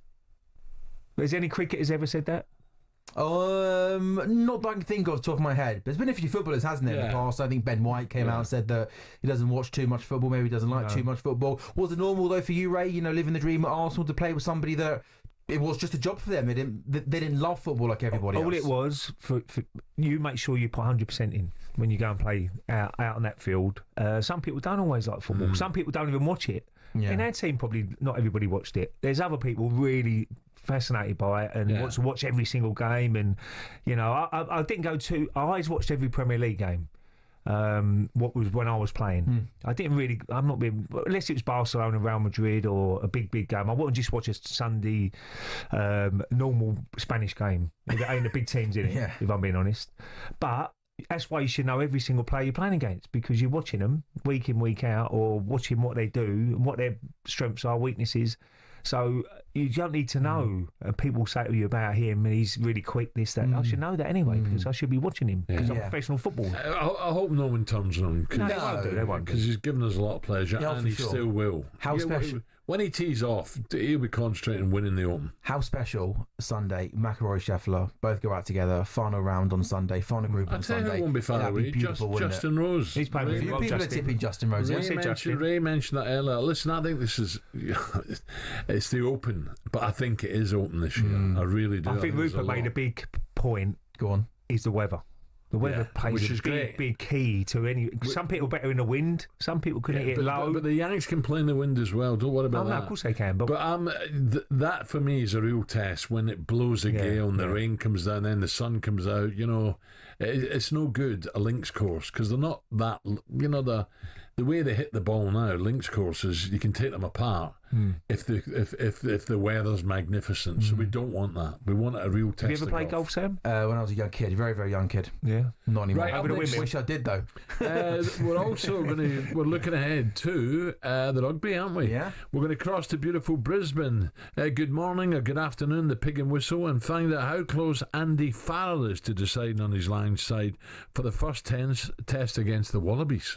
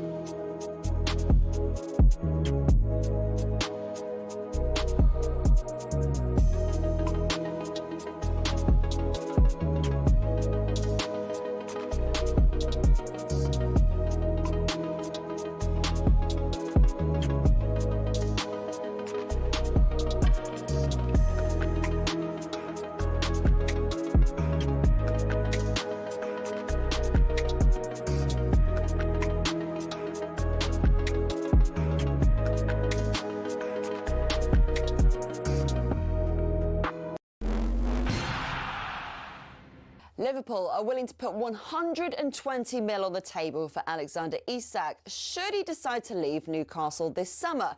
That would be a British transfer record. It's not a formal offer though, and the Magpies say they're not even considering selling him. Our chief football correspondent Alex Crook is confident the Swede will stay put this summer. I think Newcastle will be relaxed about the situation until they get some kind of nod from the Isak camp that he wants to leave and wants to join Liverpool. Get all the transfer latest at talksport.com. Golf now, and as we count down the days until the Open Championship tees off, Scottie Scheffler has posed the existential question, what's the point? While the world number one expressed his interest in winning at Portrush this week, he reckons it would be awesome for 2 minutes. This is not a fulfilling life. It's fulfilling from the sense of accomplishment, but it's not fulfilling from a sense of like the deepest, places of your heart. And as heavyweights Daniel Dubois and Alexander Usyk meet again at Wembley this weekend, Daniel's told talkSPORT he's determined to make his rival feel like an old man. Let it flow now. Let the whole circus continue and let it flow until I have to get in the ring and put chaos on this guy. The heavyweight undisputed title fight is live on talkSPORT on Saturday.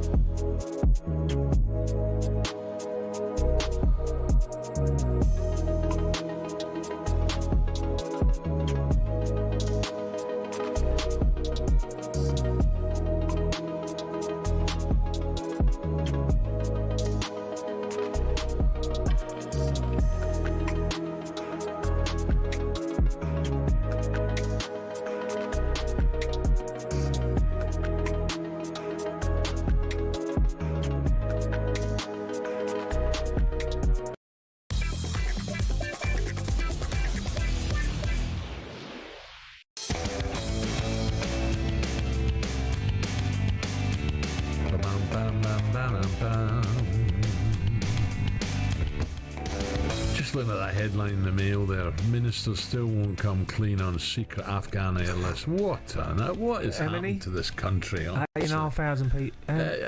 It's just bonkers. talkSPORT Breakfast, thank God we do sport. With Arnold Clark, build your own car deal online, all with a few clicks. They make buying your next car easy. Ray Parlour with me. Plenty of text coming in on Scottie Scheffler's press conference yesterday, where he pretty much questioned why he's putting so much time into winning golf majors. Jack is asked on 8:10:89, why should his fans keep watching them at this point? Don't forget, you can have your say too. What do you make of hearing someone living a life that most people could dream of saying, what's the point? Is he not just being honest? Yeah. Are you a fan of the honesty, or is it a kick in the teeth to hear the world number one saying he doesn't really care?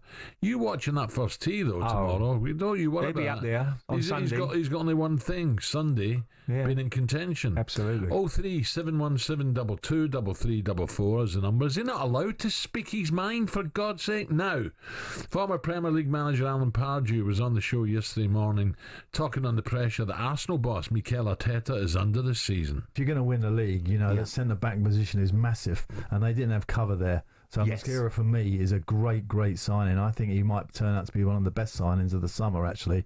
I'll talk about him a bit later as a player. The one thing that, just going back to what Harry was saying about pressure on Arteta, the one thing I would say about Arsenal, what I've noticed, particularly over the last 5 years, is the social media side of Arsenal is probably more pressure from that area of the media than any other football club. They're so kind of on top of Arsenal, everything they do. So I think that Arteta will come under massive pressure this year if they're not really and truly functioning at all levels, i.e. all the cups and the league. Do you agree with that, Ray? What, under pressure? Of course he is. Yeah, but absolutely. Are they under more pressure than other Premier League top side? I would probably say yes, because second, and they haven't won that title. Liverpool, obviously, everybody thought Arsenal, Man City last season, because Liverpool's new manager come in slot, and he was brilliant, absolutely fantastic. Man City before, they had that blip last year. I think they'll come back strong this year again, I'm sure. So it is a pressurised. Well, I'll say again, as a manager. For me, don't get me wrong, Chelsea have just beaten them in the Club World Cup, but in the Champions League, which for me is what really counts, Arsenal could have knocked PSG out. Yeah, especially in that first 10-15 minutes. Oh, look, they lost it at home. That's where they lost it. They conceded after 5-6 minutes. You could feel the atmosphere drop a little bit. I mean, the Paris fans were unbelievable that night, but they needed to take a little bit of a lead if they could, because they could it weren't going to be like Real Madrid going to there, but they would have played the same sort of way they did against Real Madrid in that second leg. But the first 10 minutes, if they score, Declan Rice has a header, very, very close to going in, and a couple of good chances. The goalkeeper was unbelievable on the night. Odegaard had a great chance, and the keeper made a good save. It could have been a different story, but certainly going into this season, one thing about it is, Al, if they do get the striker, he's been well backed. He can't complain about saying that, wait a minute, I haven't been backed, I haven't bought enough players, I haven't got enough in the squad now, because they've gone out and spent money. As Alan was saying, Mascara is a young 21-year-old defender from Valencia, who's supposed to be very, very good. And I hope he's a little bit like Saliba, because Saliba come in, a young man, and he's develops into an unbelievable centre-half. So Zubimendi's in midfield, who they had to strengthen there. If they can get a wide man as well, which they look like they're going to get, and obviously a striker. So they've been well supported. Yep. Okay, another thing, another great a must-watch. It's time to get an update on the Lions now, in partnership with Tenamen. Qatar Airways Lions Tour Roundup on talkSPORT with coverage sponsored by Tenamen. Use our online product selector tool to find your best defensive lineup for Down Under. Find out more at tenamen.co.uk. And Super Saturday on talkSPORT kicks off with the Lions' first test against Australia at 11 a.m. John is now looking into the first test as our man Down Under. Good morning to talkSPORT's rugby commentator Andrew McKenna. Andrew, a very good morning. Morning, Andrew. A very good afternoon and good morning from Brisbane, boys. Look, that's better than Rupert's place. Pig and Whistle Pub? No? Not yet. So, Andrew, no doubt you won't be bothered about Palace, because Forest have taken their place in Europe now, and you're a big Forest fan. I'm a Notts County fan, actually, I had a little cheeky laugh at that one. Oh, are you? I thought you were a Forest fan. No, Notts County is my team. Well, I'll be damned. There you go. Right, what about any rumours on who could miss out or start in the first squad selection? What about Owen Farrell? Well, I've seen in the last couple of hours the Telegraph are reporting they believe Owen Farrell won't make the 23 on Saturday because Marcus Smith is going to get the playmaker's position on the bench. They also say that the back row of the forwards will be Tyke Byrne, the Irishman wearing number 6, with Tom Curry on the open side, and potentially Henry Pollock to miss out of the squad again. Now, that would be an interesting one, because we've been really impressed with the way that Henry Pollock has come on and put some impetus into the game, which is what you want from your bench players. And certainly Ben Kay has been saying for the last couple of weeks now, he'd definitely be having Henry Pollock involved in that match day 23. So if that is true, that's an interesting call so far. And just about the atmosphere, Andrew, it's a massive, obviously. You're going to see lots of Lions fans going out there and enjoying. A lot in Brisbane. A lot, yeah, absolutely. And is it building up? Is it still as big in Australia? I know the Lions tour is always big, but you know we have David Campazzo sometimes, and there's a little bit of rugby in Australia is not as big as it used to be. Okay, so it's the 4th biggest sport, rugby union, in Australia. You've got cricket, you've got rugby league, you've got Aussie rules, and then it's rugby union. So it is always fighting a battle. So it needs big sporting occasions like this to keep that going, if you like. So what they're doing is they're trying really hard. They're putting events on around the place. So actually, about quarter of a mile down that way is St George's Square, and there's a big sort of fan zone that they've set up and have opened up today where there's various things going on. Phil Waugh, the CEO of Rugby Australia, was there opening that one up earlier. They're going to try and push it as hard as they can, but there are already a lot of red shirts walking around Brisbane. It was here back in 2001 that the phrase Sea of Red was coined for the first time for this Lions tour, because there are a few big streets through the centre of Brisbane where all the Lions fans will be, and it was just like a sea of red coming down that street. We're about, I would say, half a mile, 3/4 a mile away from Suncorp Stadium, so it's walkable here from here to the stadium and then back into the city centre. So, yeah, there's going to be absolutely loads of them. Apparently, a few have headed up north towards Cairns first to have a bit of sunshine. It's been nice here today, around about 20 degrees, which isn't bad when you're considering it's winter here. So, yeah, they've gone up for a bit of sunshine further north, and then they'll come back in, potentially some more of the fans on Friday, ready for 11 o'clock UK time, 8 o'clock Australian time Saturday for the first test. Who do you think's had the best preparation going into this first test? It's as simple as the British and Irish Lions, because Australia have only had one warm-up game. They finished Super Rugby about Fiji. 6 weeks ago. Yeah, they finished Super Rugby 6 weeks ago, a lot of their teams, and they had one game against Fiji, which was 10 days ago, and they won it by the skin of their teeth. And they had a week off, Andrew, didn't they? The week off with the families? Yep.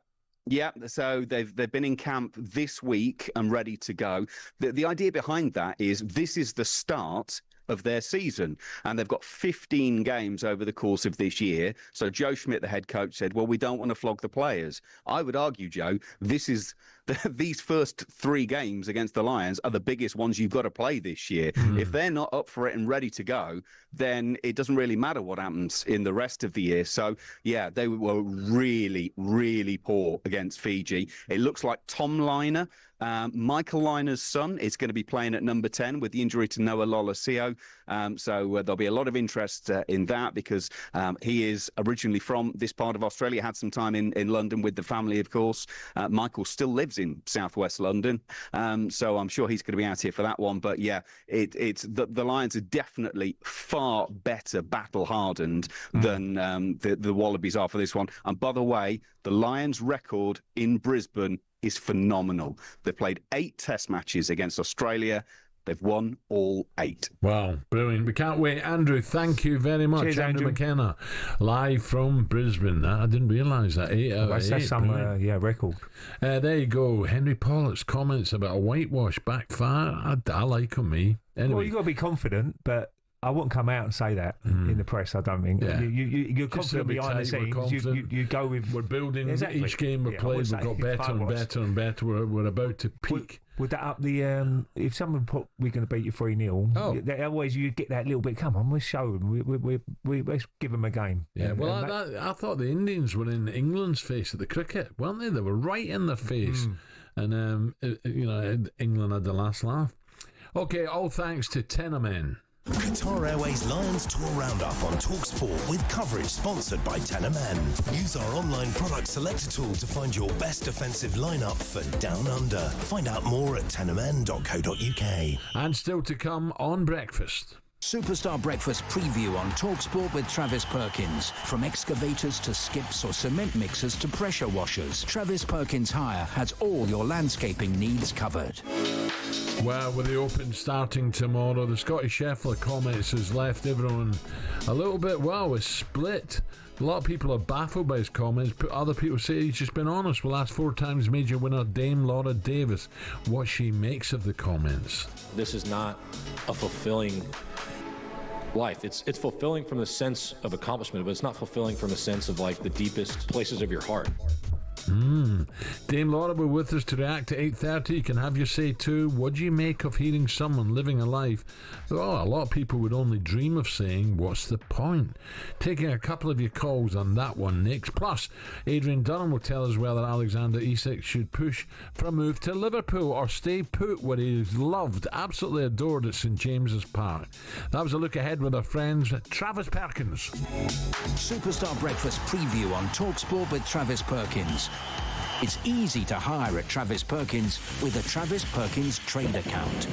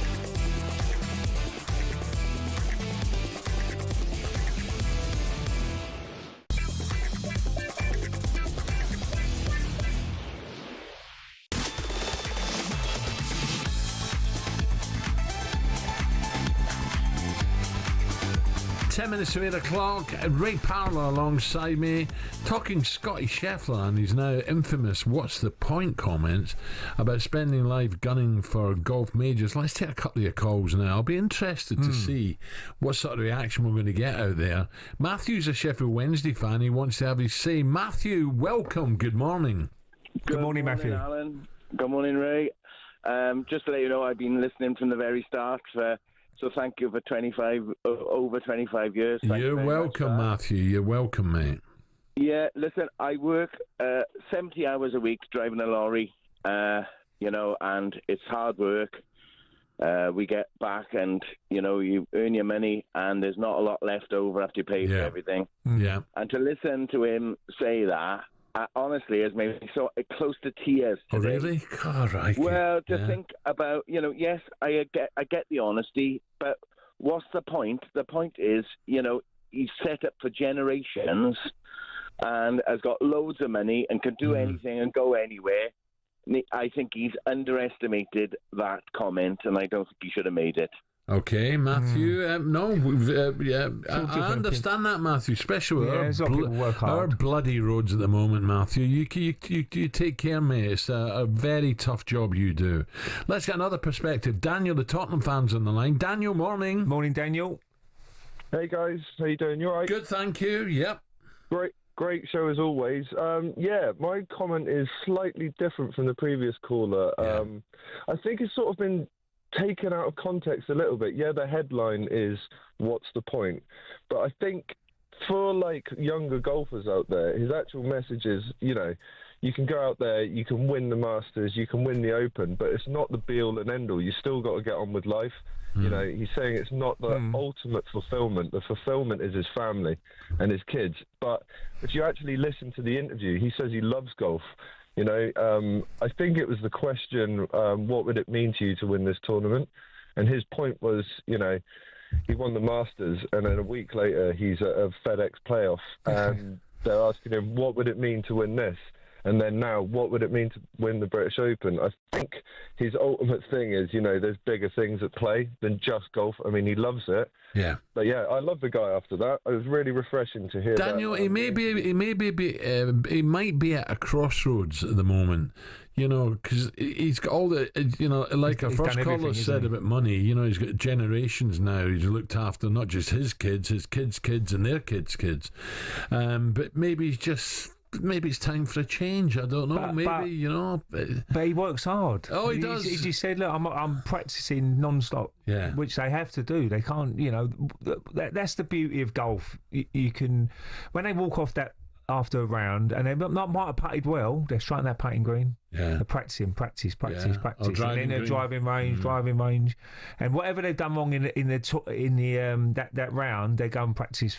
Like maybe driving wasn't as good as it should be. They're bang on it, and someone's behind them watching them. It's the dedication they have to put in, the hours they put in to get to where they get to. I just think the timing was strange, Ray. On the eve of the Open. Well, the question then, let's answer their question. I didn't know what they asked him, and he said, "What would it mean to you to win this Open?" And he went, "Well, it don't mean everything to me because he's looking at a bigger picture." Family and all that sort of stuff. And you mentioned the Ryder Cup coming up as well. And he's obviously, the problem is when you win a tournament, he's done it so many occasions, then you straight on to the next, you're thinking of the next one. Yeah, okay. Keep them coming, please. I'm intrigued by this, how you're reacting to it. Now it's time for a bit of this. Stick a load of singles in there and then they fall in love. Of course it's hard. It's supposed to be hard. A 36-year-old, you'll have the knockers, you will. Just because it's offering its teat, do I really have to muscle on that? Is there anything in your personal life that could be causing you stress, sir? I'm not a great lover. Hello? Oh, what's your name? Sarah Louise. Sarah Louise, you're up for it, aren't you? I was in love at the time. That's what I was doing. At the time. Okay, Single Sam is back for a bit of transfer tinder. Let's get on. Nicholas Jackson to Manchester United, age 24, height 6'2", currently fighting for his place at Chelsea after the signings of Delap and Pedro. Did find a bit of love in West London, but it didn't last too long, and now he might need a new challenge. Can be very hot and cold. Is Ruben Amorim the right man to bring the best out of him? But Jackson can be a thriller. He's a fiery character who wears his heart on his sleeve, so perhaps deep down he's already a Red Devil. So, gentlemen, Jackson to Man United, swipe left or swipe right? Oh, how much money? So, the papers today said it could double what Chelsea paid for him, which was £30 million. So it looks around 60, which feels like a lot of money for Jackson. I'm swiping left. Yeah, I think it's the problem is the lack of number 9s. That's the problem you have, and that's why the price goes up. And Man United he's good enough to take Man United forward. See what they're looking for. Sam, he can't finish. Yeah, or he can finish, but he needs. He's too inconsistent, isn't he? Yeah, score. Exactly. But look, listen, with some of the strikers Man United had over the years, I don't think he would even go nowhere near the category. But you know, and I don't like to be knocking. I was going to say get more chances, but he wouldn't. Chelsea are a better side than Man United. Yeah, definitely. So I don't see it working. You never know, but I wish him well, but I don't see it working. If that comes up on your Tinder, you're saying no. You're swiping left and moving on to the next one. Luis Diaz to Bayern Munich, age 28, height 5'10", a £58 million bid already been rejected. Been a Liverpool player since 2022, where he's dazzled on the left and even at times last season as a number 9, a tricky winger who has strong admirers in Germany. Could he be tempted to swap Merseyside for Munich? I'm going right. You think this could be a good move? Yeah, I don't want him to leave. If I was a Liverpool fan, I wouldn't want him to leave, but I would go right because I think he'd do well there. I think he'll stay at Liverpool, so I'll go left because he's looking what could if they bring in players, and he's mentioned, and he's a big part of that squad, a massive part. He played a lot of games last year, true, and on his day he's very good. And Liverpool are favourites to win the Premier League again. Look, Bayern Munich is a good side, great side as well, but I think he'll stay at Liverpool. So you're swapping right? Yes. There we go. So Ray says yes, you say no. Everyone's got different taste. I'm saying he'll stay at Liverpool. No, you're saying he's gone the other way. Yeah. He's gone the other way. You've gone the other way, yeah. Everyone's got their own different taste, right? Some people like some things, some people don't like the other things. Who have we got next on Transfer Tinder? Jacob Ramsey, this is to Nottingham Forest from Aston Villa, age 24, height 5'11". Villa boy through and through, but is the time for pastures new, a versatile midfielder, believed to enjoy walks in the forest. Will Nuno Espirito Santo be tempted to take a walk down Ramsey Street? So obviously Aston Villa at the moment, maybe falling down the pecking order. No fee on this one as of yet, but do you think that could be a move that could excite Jacob Ramsey and Nottingham Forest? Well, they need another midfielder now, don't they? To replace, if Gibbs White does go, it hasn't done yet, but it will happen somewhere along the line. Has he got the work rate for Forest? Because they work their socks off. It's another opportunity for him, isn't it? I mean, for me, if you're not playing on a regular basis, I would go Forest all day long. So I would say that's a good move for Forest as well. Al? No. I'd say stay. He's never watched him play. I'd say stay. Yeah, okay, there we go. Good work, gents. Yeah. Next one, Sam. Always a pleasure. Right, coming up next, we're crossing to Switzerland next for the latest on the line. This is quarter-final preparations. And a word on whether Alexander Isak should force a move to Liverpool. I don't like that word, no, force I don't either. Speaking to Adrian Dunham next.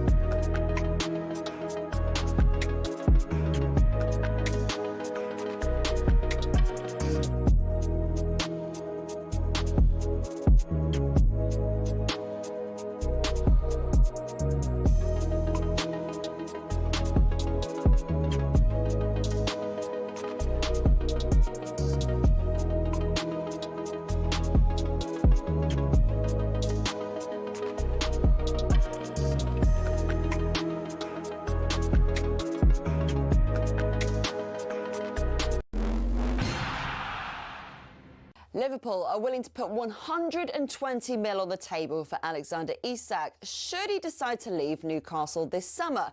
That would be a British transfer record. It's not a formal offer though, and the Magpies say they're not even considering selling him. Plus, they actually value their beloved striker at 150 mil. This has all been sparked by what we understand is Newcastle's pursuit of Frankfurt's Hugo Ekitike. Our chief football correspondent Alex Crook is confident the Swede will stay put this summer. I think Newcastle will be relaxed about the situation until they get some kind of nod from the Isak camp that he wants to leave and wants to join Liverpool. And listen, what it does do is it puts him in a very strong position when it comes to these contract negotiations. In other transfer news, it's our understanding Manchester United are considering a move for Brighton's Pervis Estupiñán, but AC Milan are also interested. And Leeds have agreed a fee worth an excess of £12 million with Newcastle for midfielder Sean Longstaff. Get all the transfer latest at talkSPORT.com. Golf now, and as we count down the days until the Open Championship tees off, Scottie Scheffler has posed the existential question, what's the point? While the world number one expressed his interest in winning at Portrush this week, he reckons it would be awesome for 2 minutes. I'm not out here to inspire the next generation of golfers. I'm not here to inspire somebody else to be the best player in the world, because what's the point? You know, this is not a fulfilling life. It's fulfilling from the sense of accomplishment, but it's not fulfilling from a sense of like the deepest, places of your heart. And as heavyweights Daniel Dubois and Alexander Usyk meet again at Wembley this weekend, Daniel's told talkSPORT he's determined to make his rival feel like an old man. Let it flow now. Let the whole circus continue and let it flow until I have to get in the ring and put chaos on this guy. Just my time, that will be cementing that. It's my time, my era. Send a message out to all the other fighters out there, all the heavyweights out there. I'm the man. The heavyweight undisputed title fight is live on talkSPORT on Saturday.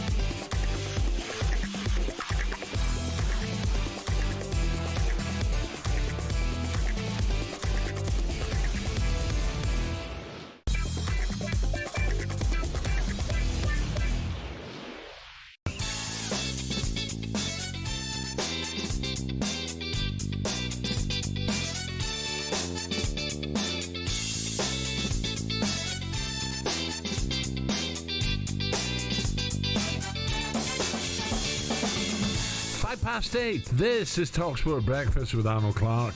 Get the UK's best used car deals guaranteed. Arsenal legend Ray Parlour won more trophies than any other Arsenal player. Is that right? I don't know. Medals? I think so. Maybe. Well, you've told me about 10 times. On the way for you this morning, 4-time major winner Dame Laura Davis will bring you all the latest news from Royal Portrush as the Open Championship kicks off tomorrow morning. Can Rory deliver in front of his home fans? And what has the fallout been like from Scottie Scheffler's strange press conference? Dame Laura will tell us everything. You can also have your say as well. Don't forget, hear every shot from the Open live, can't wait, on talkSPORT. talkSPORT 2, and that starts at 7 a.m. Now, we've been talking about Alexander Isak this morning and whether he might be on the move to Liverpool. If Liverpool are able to get him through the door, Jason Cundy thinks it makes them clear title favourites. Yeah, you got Champions League football. You've also got it with us. But you can also go on and win this. We're serious contenders, not just in Europe, But in the Premier League, they sign him. I'm not saying nothing guarantees, but you sign Isak for Liverpool right now. What they've got, what they've done last season. Do they have a weakness, Liverpool? If they get him? I think probably at centre half, alongside Van Dijk. Yeah, maybe alongside Van Dijk. The two fullbacks look amazing. They're going to play like wing backs. The two new acquisitions. Yeah. How long can Salah keep doing what Salah does? There has to be a point. Look, like we spoke about Isak, there has to be a season where he eventually dips. But physically, you look at him, there's no sign of it. There you go, Jason Cundy there. So I'll tell you what, let's get a view. Let's cross over live now to Switzerland, and we'll get more on this with the talkSPORT chief live football host. Of course, covering the Lionesses, which is getting exciting at the Women's Euros, Adrian Dunham. Morning, Adrian. Morning, Aid. Morning, Alan. Morning, Ray. What did you make of this Isak then? Do you think his head could be turned, Adrian, or he's got 3 more years left in his contract? Pardon me, at Newcastle. They're going to have to up his wages, that's for sure. But they'd be mad not to. They don't want to lose him, do they? No, listen, when they signed him for 60-odd million, my head was turned. I was thinking, is he going to be worth that? Boy, he's been worth every single penny. They can't afford to lose him. There's the financial aspects that they've got to bear in mind as well, and they will get some serious money for him. If the rumours are to be believed, they will have a replacement lined up as well. But this is a seriously good player, and if Liverpool do get him, then absolutely, Jason's right. That makes them the title favourites. I disagree with them on the centre-half situation, by the way. I think Konate is the real deal alongside Van Dijk. Maybe in terms of cover, they need something else, although Kwanzaa showed up well for the under-21s in the summer. But that, to me, isn't a problem. But in terms of Isak, Newcastle won't want to lose him unless they've got a replacement lined up, and it makes sense for them in terms of PSR. Liverpool, if they get him, well, it's game over, surely. How is Switzerland, Aid? You enjoyed it so far? Some good games, and obviously Lionesses are playing at the weekend. But it's a big game tonight as well, because England face, if they get through, the winners of tonight. Yeah, that's absolutely right. Norway take on Italy this evening in the first of the 4 quarter-finals. Italy have surprised a few. They scored the goal of the group stage, an absolute beauty into the top corner from the edge of the box from Girelli. And Norway have got what it takes. They've won the 3 games, and they're considered as a top team in women's football. However, they've yet to produce in recent tournaments, so maybe this is their time. But you're right, the winner of this takes on the Lionesses. If the Lionesses get through the game against Sweden, that is tomorrow night here in Zurich, just 10 minutes walk from where I'm standing. How tough's that game, Zurich. Adrian? And Swedes. Say again, how tough is it? Well, I'll tell you what, the Swedes, I think, are going to be the toughest proposition yet. France played really well. It was the opening game of the tournament, but England got close to them. I think that Sweden, we saw them the other night beat Germany 4-1, and that's made a lot of people sit up and take notice of Sweden. They've got some great players in attacking areas. Blackstenia scored the winner in the Champions League final for Arsenal, and she's on fire at this tournament. A couple of goals already. At the back, they're fairly solid, with the best keeper statistically in the tournament so far. So they really are a tough test for the Lionesses, but they are flying at the moment, the Lionesses. 10 goals in 2 games, and they're actually starting to look like they looked 3 years ago when they won the Euros. Off the field, all seems well. It's a really good camp.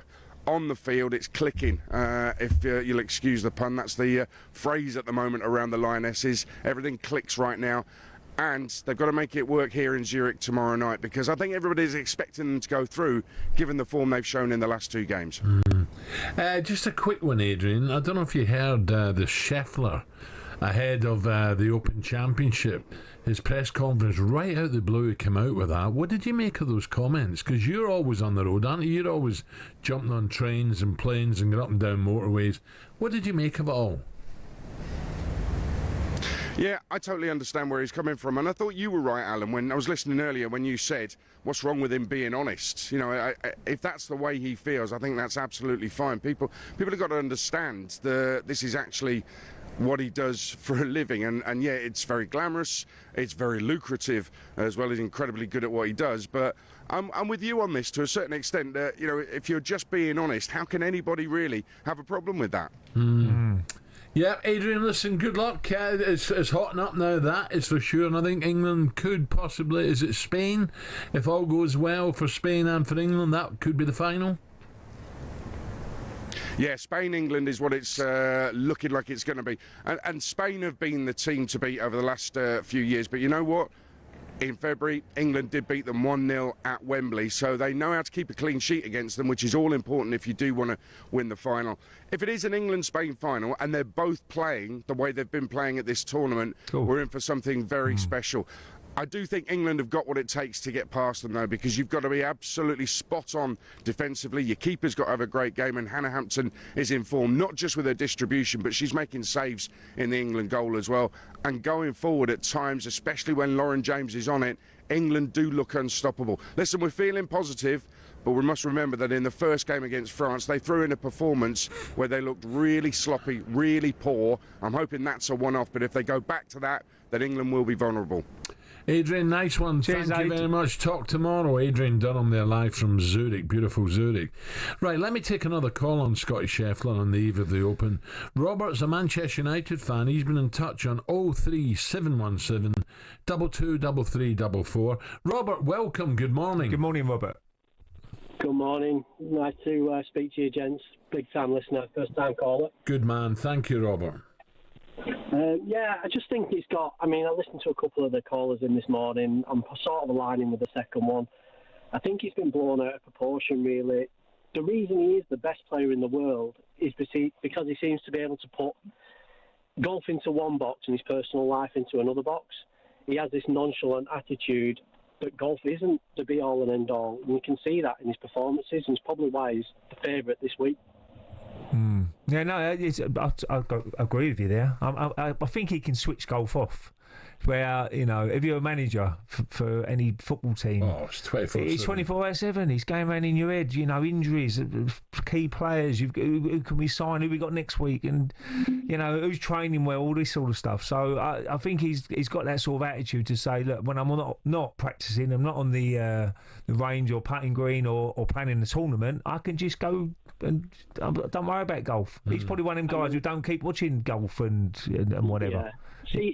See him trying to complete the Grand Slam did to McIlroy, you know, and obviously he achieved it this year. But when he held that putt, it looked like the weight had been lifted. You know, I just had this feeling that Scottie Scheffler doesn't sort of want to be in that boat. Not that he can't handle it, but again, I'm not trying to take the conversation to McIlroy, but it did sort of have knock-on effects with his personal life. Yeah, you're right. You're right. Yeah. What happens with McIlroy this week? Because he's at home. Is there more pressure? Yeah. Well, there will be, because he'll be saying to himself, this is my course, this is my people here. I know exactly I how can't it let them plays. down. Yeah. But, you know, the type of form he's in, he said the other day he's almost to the Masters form, so he'll relish this, I think, Rory. I really do. Robert, thank you. Right, we can't wait for the 153rd Open Championship to start tomorrow. Every shot live on talkSPORT 2 from 7 a.m. Lee Westwood will tee up for the 28th time at the Major. He finished 4th at Portrush back in 2019. Could Lee be up there on the Sunday? Hope so. Up next, we'll find out why Bono has been eating dog food.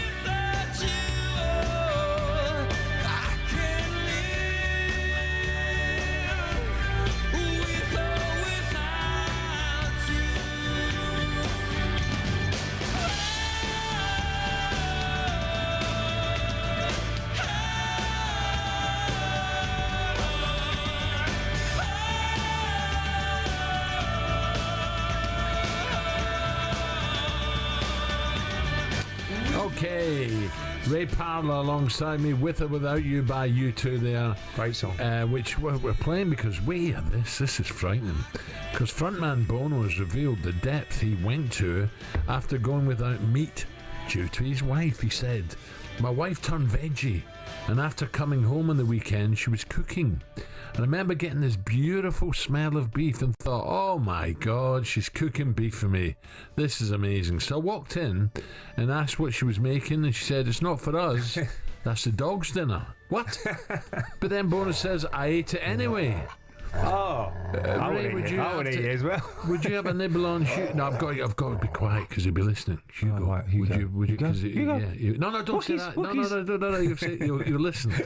Would you have a nibble? He's run off. Jill's chasing him now. He's after a wabbit. Would you nibble on Hugo's dinner if I served it to you? Well, if she's making it. He gets chicken. I wouldn't have it out of a can. He gets chicken a lot. I wouldn't have it out of a can. He gets chicken a lot. You wouldn't have it out of a can, would you? No. A can of dog food. No. I've got a cat, and I sometimes feed it. It stinks. I'm like, oh, tuna. It's awful. Oh, he likes his chicken. Yeah, I mean, it's probably healthy. I'm sure you feed him some healthy food. He's a nice strong dog, isn't he? Your little one. Oh yeah, he's just had a clip. He's just had his haircut. He is fit as a. He's strong. I've been around there, and he runs around like a nutter. Have you ever tried to go veggie? No. No, it's not. Look, if people want to go that way, it's not a problem with me. But I think a little bit of everything doesn't hurt you. A little bit in proportion. I like meat. I love fish. You like fish more than anything. Yeah, I could eat meat as well, like a steak. Like you're going Goodman's later. You have a nice steak there. I tell you what I had yesterday. I was in the Marquis yesterday and I had beef Wellington. First time I've had that for a long time. Beautiful. Yeah, really I mean, I was never a fussy eater, so I'd eat anything. And we were spoiled, especially at Arsenal. I mean, the lunches that they used to do. I was thinking about that the other day. Did you have a menu? No, they did. They'd done a bit of everything. So you had a big pasta dish, you had steak if you wanted it, you had fish if you wanted it, you had vegetables, you had soup, you had salad, you had this, that, everything to pick from. So that's one thing I missed. I missed a lovely lunch. When you had a good training session, you come up and you know you're going to get good food. A lot of desserts as well you had if you wanted them. But you missed that. But I've never really gone down that road. But look, if people want to go down and vegan is the one now, isn't it? Vegan and all that sort of stuff. A few players have done that, haven't they? With Bellerin, I remember you saying Bellerin with all that. But I just think a little bit of everything is great. And if someone puts something in front of me, I'll try anything. Jermaine Defoe, I think he's a vegan. Oh, is it? Okay, look, it's your preference, and whether you and your wife or your girlfriend or whoever you want to go down that road, it's not a problem with that. But I personally wouldn't, and I don't think my missus would either. I'm being honest, because I like a bit of chicken, a little bit of this, a little bit of that, steak at times, nice bit of beef. I love Caesar salad. Lamb, a little bit of lamb and mint sauce, Al. Can't go wrong with that. And lamb burger, pork, all that sort of stuff. I don't eat it too often. But you like a ruby, don't you? Ruby Murray, yeah. I'll always have a ruby, so it wouldn't be for me, but it's what people want to do. Okay, our next guest loves a bit of a. Give me a pie. He likes a ruby. Give me a pie and some mushy peas, please. Our latest odds with Coral and the Rochdale Cowboy, John Hill. Steady. You guys, you said, he's the dog went as well, Dale. The dog's going, The Coral Daily Download on talkSPORT with Coral. We're here for it. 18 plus, begambleaware.org. 8:22. Hey up, John. How you doing, John? Good morning, boys. You're making me hungry here, Ray. What would you have, John? What's your favourite dinner? I love some lamb chops and mint sauce. You can't beat that, can you? You're literally taking off all the meat off the bone because you hardly get anything on them. But I'm like you. I couldn't go vegan or vegetarian. I have to have a bit of meat myself, a bit of chicken, roast chicken. Beef Wellington. I had one of them for years, Al. Nice. Bit of English mustard. English mustard. Oh. Beautiful. Yeah, that's right. You've got to know the sauce for the right dish, don't you? As you say, it's always got to be mint and lamb. Are you a gravy man? Because Ronnie Irani says the gravy. He says the devil's juice. I love gravy, but the problem is most places you go in London, they hardly give you any, and I'm like, what about the gravy? I want a jug of gravy on my plate. You hardly get it, and it's dry as a bone. Yeah, well, on your chips have it, didn't you, John, up there? I tell you what's we don't have chips. I had a bit of curry sauce from the chip shop, me, on my chips. That's like, I don't understand people down south. They don't do sauce on their chips. A little bit of salt and vinegar, that's all they have. I've got to have a bit of curry sauce on mine or gravy. I tell you what's not going to be dry is the Open Championship golf. Amazing reaction we're getting from Scottie Scheffler. We're in for a few mixed days, showers, and nice weather, cold weather, showers. It's going to be a proper test. Scottie, we'll come to Scottie later with Dame Laura, but would he be favourite or one of the favourites? Is it Rory? Got to be. Yeah, Scottie and Rory took two in the betting. It's 9-2 favourite Scottie Scheffler. I don't know, would you be concerned by yesterday if you were backing him? Or does it not really have an impact? I'm not sure it does really. He's that kind of character, isn't he? Scottie, level-headed.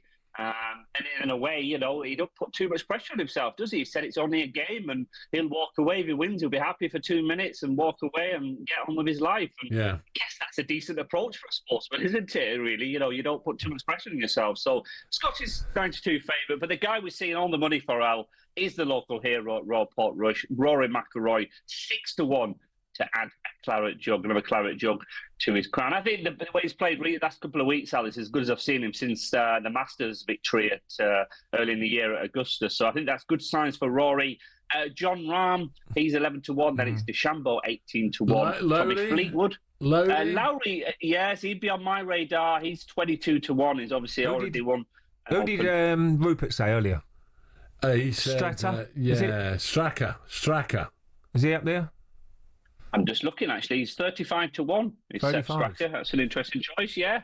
35-1. Justin Rose, 35-1 as well. Well, the last time Rupert tipped an open winner was Gary Player, so I wouldn't worry about Rupert. John, I've got to ask about the big news this morning. Isak, will he go to Liverpool? I don't know what sort of money he would go for at the moment. Look, we never know in transfer news and whatever. There's a lot of rumours go out there, but what sort of, have you priced it up to him to go to Liverpool? Yeah. We have, Ray, and we saw a big surge of support yesterday, actually. Now odds on at 1-2. Liverpool to sign the Newcastle forward. Look, he'd be a hell of a signing. They've already spent big Liverpool this summer. If they get him, Ray, surely they're stronger than last year. Obviously, and they won the Premier League last year. I think they'd be stronger, wouldn't they? I was having a chat with Alan earlier, who's going to be, I think, it'd be Liverpool, Man City second favourites, Arsenal third favourites, and then Chelsea. What Chelsea? People... They've come in, actually. Yeah, they've come in since that obviously victory against PSG, 13-2 from 12-1. So it's going to be an interesting season, isn't it, Ray? Really, you're absolutely bang on. Liverpool are the favourites. Arsenal are actually shorter than City, though. Arsenal are 9-4, City 11-4. Maybe obviously getting involved in that tournament in America, they might get off to a slow start. Not ideal prep for the new season, but Arsenal have signed well, I think, and there could be more to come if they sign a striker. It's going to be a fascinating season. It really can't wait for the next season. What about a little bit of racing news, John, for us, please? Yeah, well, it's the Irish Oaks this weekend, and Mini Hawk, who obviously prevailed at Epsom. Yeah, O'Brien's, yes. Very, very short, Al. 1-4 now. They're saying in the Racing Post this morning she could be the shortest priced runner in this race this century. So he just dominates these Irish Classics, does Aidan O'Brien, as he does for the British Classics, to be fair. So she's going to be a short price favourite. I should imagine Ryan Moore will be on board, and that's obviously a big sign always for punters as to which of the Ballydor horses he chooses. So very short price favourite. At Newbury, we've got the Wembley Super Sprint and the Hackwood Stakes, the two feature races this Saturday at Newbury. We've also got racing up at Haydock as well. So plenty of action this weekend. And what a test match we had, Al. It was absolutely superb. I was there Monday. Honestly, I've not been to an atmosphere like it at Lord's. It was absolutely thrilling. You were on the edge of your seat every single ball. And what a way to get that final wicket for Shoaib Bashir. You had to feel for Mohamed Siraj, didn't you? He played in the middle of his bat, soft hands, exactly how you should play those kind of shots. It rolls back to his wickets and those stumps come off. Is he allowed to kick it? If that, if he'd have realised, can he put his foot in the way? I think you can, yes. I think you're fine to put your foot, but I don't know. It just almost seemed to happen in slow motion. He stopped, and I don't know if he didn't expect it to roll. The other thing is as well, those bails, they're normally quite light, aren't they? Quite heavy. I think they must be quite light for the way to go off because it's only a spinner. It only rolled at a slow pace. But it was another great test match. I can't wait for Old Trafford. This has been a great series. And it's got that needle now, that bit of spice Shubman Gill getting involved with Crawley on day 3. They were pointing at each other for time wasting, and I think you need a bit of needle in these Test matches, don't you? We always have it with the Aussies in the Ashes. So 2 more to go. We've got Old Trafford and the Oval, and should be a cracking end to the series. It will do. John, thank you. Have a great day. Cheers, that was John. a look at the latest Cheers, odds. All boys. thanks to John Hill at Coral. 18plusgambleaware.org. Speaking next to 4-time major champion Dame Laura Davis, we continue building up to the Open at Portrush. The Coral Daily Download on talkSPORT with Coral. We're here for it. 18 plus, begambleaware.org.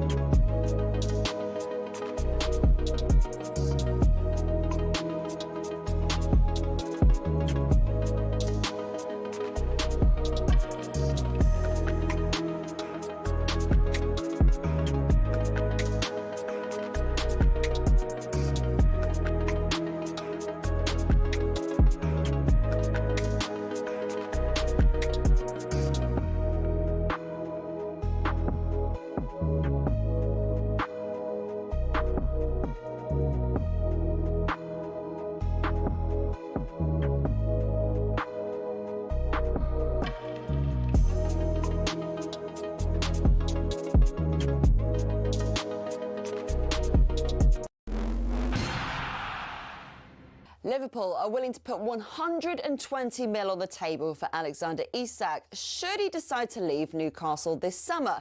That would be a British transfer record. It's not a formal offer though, and the Magpies say they're not even considering selling him. Our chief football correspondent Alex Crook is confident the Swede will stay put this summer. I think Newcastle will be relaxed about the situation until they get some kind of nod from the Isak camp that he wants to leave and wants to join Liverpool. Get all the transfer latest at talksport.com.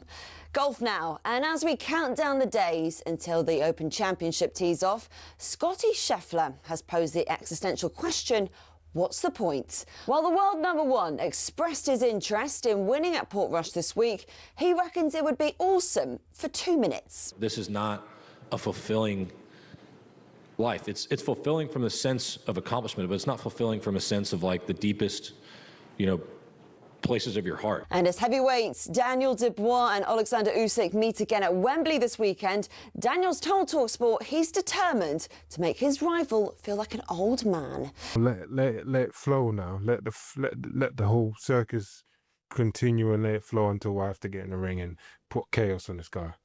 The heavyweight undisputed title fight is live on talkSPORT on Saturday.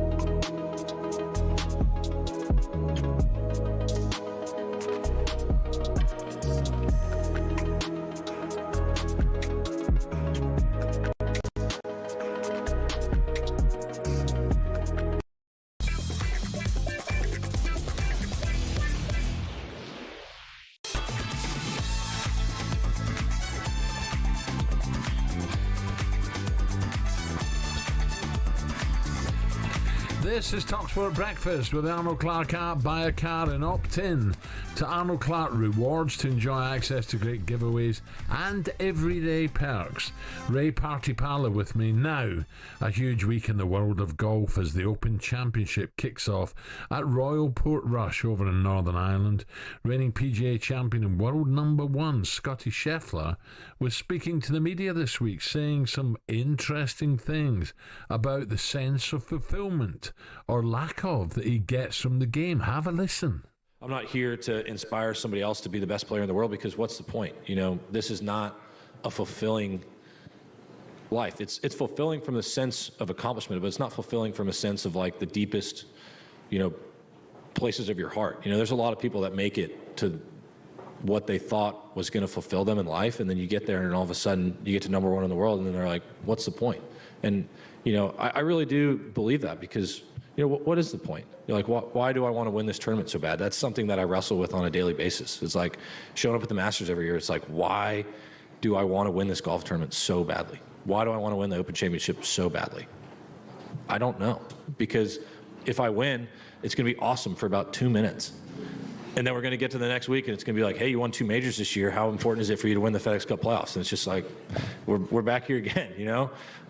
So we really do. We work so hard for such little moments. And, you know, I'm kind of a sicko. I love putting in the work. I love being able to practice. I love getting out to live out my dreams. But at the end of the day, sometimes I just don't understand the point. Wow. I suppose it's a little bit like football, though, isn't it? You could beat Man City 3-0 one week, and then halfway you're thinking about the next game, didn't you? Mm. Yeah, that's gone. Then you could lose 3-0. But what prompted him and made him to come out with this? Well, someone's asked him the question. Early in the show, we spoke to Matthew, the golf fan, who didn't like the comments at all. I work 70 hours a week driving a lorry, you know, and it's hard work. We get back and, you know, you earn your money and there's not a lot left over after you pay for everything. Yeah. And to listen to him say that, honestly, has made me so close to tears today. Oh, really? God, right. Well, to think about, you know, yes, I get the honesty, but what's the point? The point is, you know, he's set up for generations and has got loads of money and can do anything and go anywhere. I think he's underestimated that comment, and I don't think he should have made it. Well, there you go. That was Matthew Ella. To give us more, let's bring in four-time major champion Dame Laura Davis. Dame Laura, a very good morning. Morning, Laura. Yeah, morning, Alan. Morning, Ray. Wow, that was right out of the blue, wasn't it? Well, I'll be honest. I was travelling all day yesterday, on my way back from Orlando, doing the Tour de Isco last week, and I when your producer sent me, we're going to talk about what Scottie said. I had to listen to it, and so I heard it the first time about half an hour ago, and I don't understand. The man is obviously bored with winning. He's boring himself. He's so good that it appears to me that he's. I mean, that's what you go for, you know, those moments. And, yeah, they're fleeting, but most players on tour don't get the luxury of winning that many times in a short span of time that Scottie's won. And if I was his fellow pros, I'd be thinking, well, you know, you are making it look easy, but it's not as easy and it shouldn't be boring. And it appears to be boring him. I don't understand what I just heard. But he did say, you know, he's dying to win the Masters, dying to win the Open. You know, he's not saying it doesn't bother me if I play well or not. He wants to win it, but it's a fleeting moment, just for a few moments, and then we start again. What's the next tournament? Yeah, well, I savoured every win I ever had on tour like it was going to be my last, and you know, I like I say, everyone's different, and good luck to Scottie, and maybe he has different priorities, which he clearly does, and his family is be all and end all. But like that caller that rang in, life's not quite as easy for everybody else, and when you hear someone that's at the top of the game like that, it's a hard pill to swallow for a lot of people, I imagine. But you know, that's Scottie, and I don't know him personally at all, but I was surprised when I heard what I heard. Yeah. Laura, is that why he looks so relaxed? He always looks so relaxed walking around a golf course, and because he isn't at the end of the world if he doesn't play well. Is that sort of guy? Other people, it was so much pressure, because your sport is so hard because you're on your own. If something goes wrong, but he looks like he walks around, and if he does make a mistake, oh well, yeah, it's not the end of the world. Yeah, I think you're right, Ray. I think you've hit the nail on the head there. It's just it doesn't. Now, don't get me wrong. Before he became Scottie Scheffler, we know now he was like a struggling pro. He didn't take long to transition from new pro to winning pro and multiple winning pro and now major winner. But it's one of those things. You can't really understand what he's saying, but he clearly believes it, and as you say, he walks around the golf course like there's nothing on it, where most players have to work so blooming hard, and it's a situation Scottie's got himself in, but it just sounds like he's almost bored with it. Oh, yeah, you love winning, of course you love winning, that's what you're there for. Yeah. It looks as if we're going to have a mixture of weather, so it's going to be a proper Open. The wind's going to be up, there could be a bit of rain around as well. Rory must have a chance. What about Shane? He's won there before, Shane Lowry. Are we looking at someone who specialises on links course, or is it just a case of who makes the putts again? Well, I think you've named a couple of the names there. I do think Rory finishing second last week was probably a blessing, because it's hard to win back-to-back tournaments, even if you're Rory McIlroy or a Scottie Scheffler. So I think the fact he only finished second, as disappointing as that was, puts him in fine fettle, because he looks so good. I was watching every shot of the Scottish Open, and he seems like he's almost to his absolute best. Rory doesn't have to be to his absolute best necessarily to contend, but he does have to be at his best to win. So I think Rory's a huge chance. That's not rocket science stuff. That's pretty obvious. As for Shane, I would love to see Shane up there, but I don't know. He just doesn't seem to be, since he lost that playoff or didn't even get in the playoff to Sepp Straka a couple of months ago. It seemed to have taken the wind out of his sails. But what a great week this would be for him to come back, and the fact he's on home soil and he's got the great memories of last time in 2019. That'll lift him in itself. And it's great to see Lee Westwood get into the Open, and Justin Rose is another one. Laura, yeah. He's in great form at the moment. He always seems to be up there. Obviously second in the US, and he'll have a chance. Justin.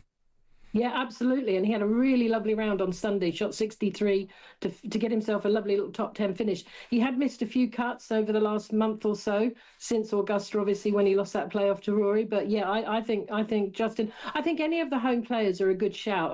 Tommy Fleetwood, for instance, because they've got the home advantage, and they spend most of their year going up against, the American galleries. Not going up against them, because they love the international flavour on the PGA Tour, but it's nice for once every year or a couple of times every year to be on home soil. So I expect a big run from quite a few. But yeah, Justin's a good shout. McIntyre, maybe Fitzpatrick as well. Another two names, yeah. Bob McIntyre, obviously.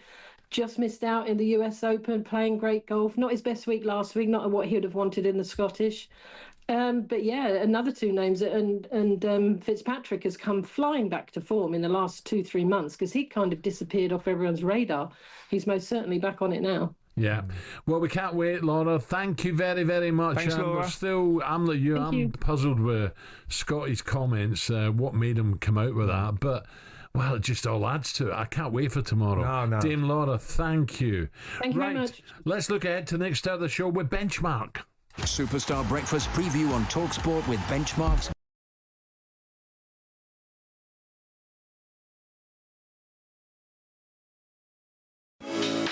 Now we talk to Newcastle United star player Alexander Isak being linked with Liverpool.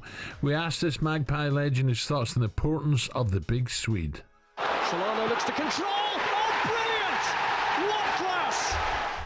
Nobby Solano will be with us to discuss that and more in less than half an hour. Also be joined by Lauren Sokoli ahead of the heavyweight clash between Kevin Lerena on Saturday at Wembley, which will be on the undercard of the Usyk against Daniel Dubois. Next, though, does United reported interest in Nicholas Jackson indicate bad news regards their pursuit of Brian Mbumo? That was our breakfast preview with our friends at Benchmark. Superstar Breakfast preview on talkSPORT with Benchmarks Kitchens and Joinery. All our Benchmarks kitchen doors come with a 5-year guarantee. Terms and conditions apply.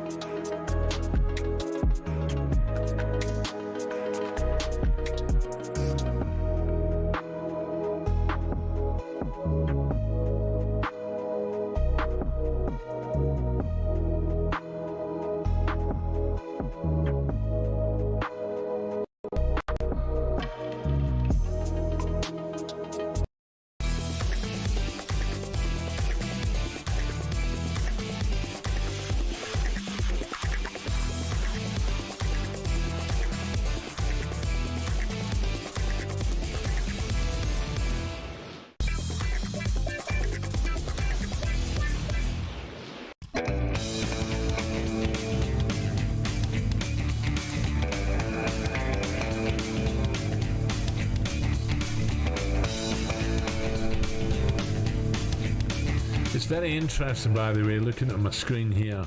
A lot of you are siding with Scheffler, and one or two you're very angry with him as well. It's great when you get a debate like that. That's what it's all about. Everyone's got different opinions out. Yeah. Whether it's golf, football, whatever it is, everyone's got different opinions. I hope he doesn't come out tomorrow and have it as a nightmare and misses the cut. I hope that doesn't happen. I don't think he will. No. I think he'll be focused, ready to go. He's been there and done it in big occasions, and he's a big occasion, and he knows how to deal with pressure probably, and that's why he's so relaxed when he walks around. Yeah. So I'm sure he'll be fine. Pre-season is in full swing now, and in the Numpty Bar last night, Jamie Harder and Jermaine Pennant discuss heaving their heavy bones up and down hills and around training grounds. Pre-season jammer. Absolute stink. It's like nightmares, like the days leading up to it, mate. The sleepless nights I'd have. Worse and doing a pre-season now. I hated pre-season. Hated it. The first weeks you come in and you're getting on all like the measurements. They're getting like the calipers out, the fat calipers, taking your fat around your belly and your waist. And I'm like, mate, I've put on a stone. I've been in Marbella. Like, I'm drinking pina coladas. Like, what do you expect from me? A break is a break. Do you know what I mean? Like, I've played all season, right? I'm having 4 weeks off, and I'm going to put on the timber. He's carrying a piano, wouldn't he? Love the song. He nicked out a Joy's in Portobello. I think he's right a little bit. I mean, when you go back to pre-season, you've got to look after yourself a bit. You have a few games of golf, game of tennis, maybe. I went out, mate. And to be fair, under different managers, certain managers all different. When I went to Middlesbrough, we had a fitness test first day when you're back, and they give you like a programme to do when you're away. Where George Graham will get you back. We didn't see a ball for about a week. You go up and down the hills, North London, Trent Park, and you find the biggest hill, up and down, up and down, up and down. And then Arsene Wenger, amazing. First day training, we run around the pitch about 6 times. Right, we'll have a little rest now, do a few stretches over there. In the afternoon, got the balls out. It was like, we couldn't believe it. He's got the balls out already. Unbelievable. And everybody's different. And it's not about being fit the first day of pre-season, but it's about the last day of pre-season. And what Arsene Wenger used to do, he used to say 6 weeks, if you've got 6 weeks off, go and enjoy yourself, go and have a nice break, whatever you're going to get up to. But when you come back, we're going to do blocks. So the first block was pretty easy, if I'm being honest. That get all your body back into training. The second block, you're going onto the pre-season tours and all that, and suddenly your body now knows what to expect, and it gets really hard. I'm talking about sometimes train 3 times a day, Al. Sometimes. And then the third block will be warming down, getting ready. Like before, it's like boxing. I suppose they get the really hard training in the last week before the boxing. You're just ticking over. And it's very similar to being a footballer. The last week of pre-season, ready for the first home game. And I was always flying under Arsene Wenger going into that first game. Well, we like George Graham, Bobby, there's no balls. No. Chantry Park, up and down hill climbs. Yeah. Oh, it was just repetitive. And certain people could handle it. Oh, yeah, others couldn't. There's people fitter than others. And then you'd have a race back to Portman Road, and then you'd go over the pub, have a pie, and back over for afternoon ball work. But for a week, you didn't see a ball. We went to the forest in Amsterdam as well. That was beautiful. That was beautiful. We used to go to Austria in the forest. But Bruce Rioch done when he was manager at Arsenal. We all had different groups. And some were quicker than others, obviously. So we've done it. We've run, and we thought we only had to do 1 hour. It's quite a way. And then as soon as we finished, we went right, do it again. And everybody has got to beat their times. So we got goalkeepers in, and we had to carry the goalkeeper. He was knackered for us. We had half laps. Did you do that? Yeah, half laps. Where you'd run half, jog across halfway line, sprint another half. Yeah. And then we do doggy shuttle run. A lot of shuttle runs. But we stopped that because I think we had 6 or 7 cartridges. On their knees. Turning quick. Yeah. Right.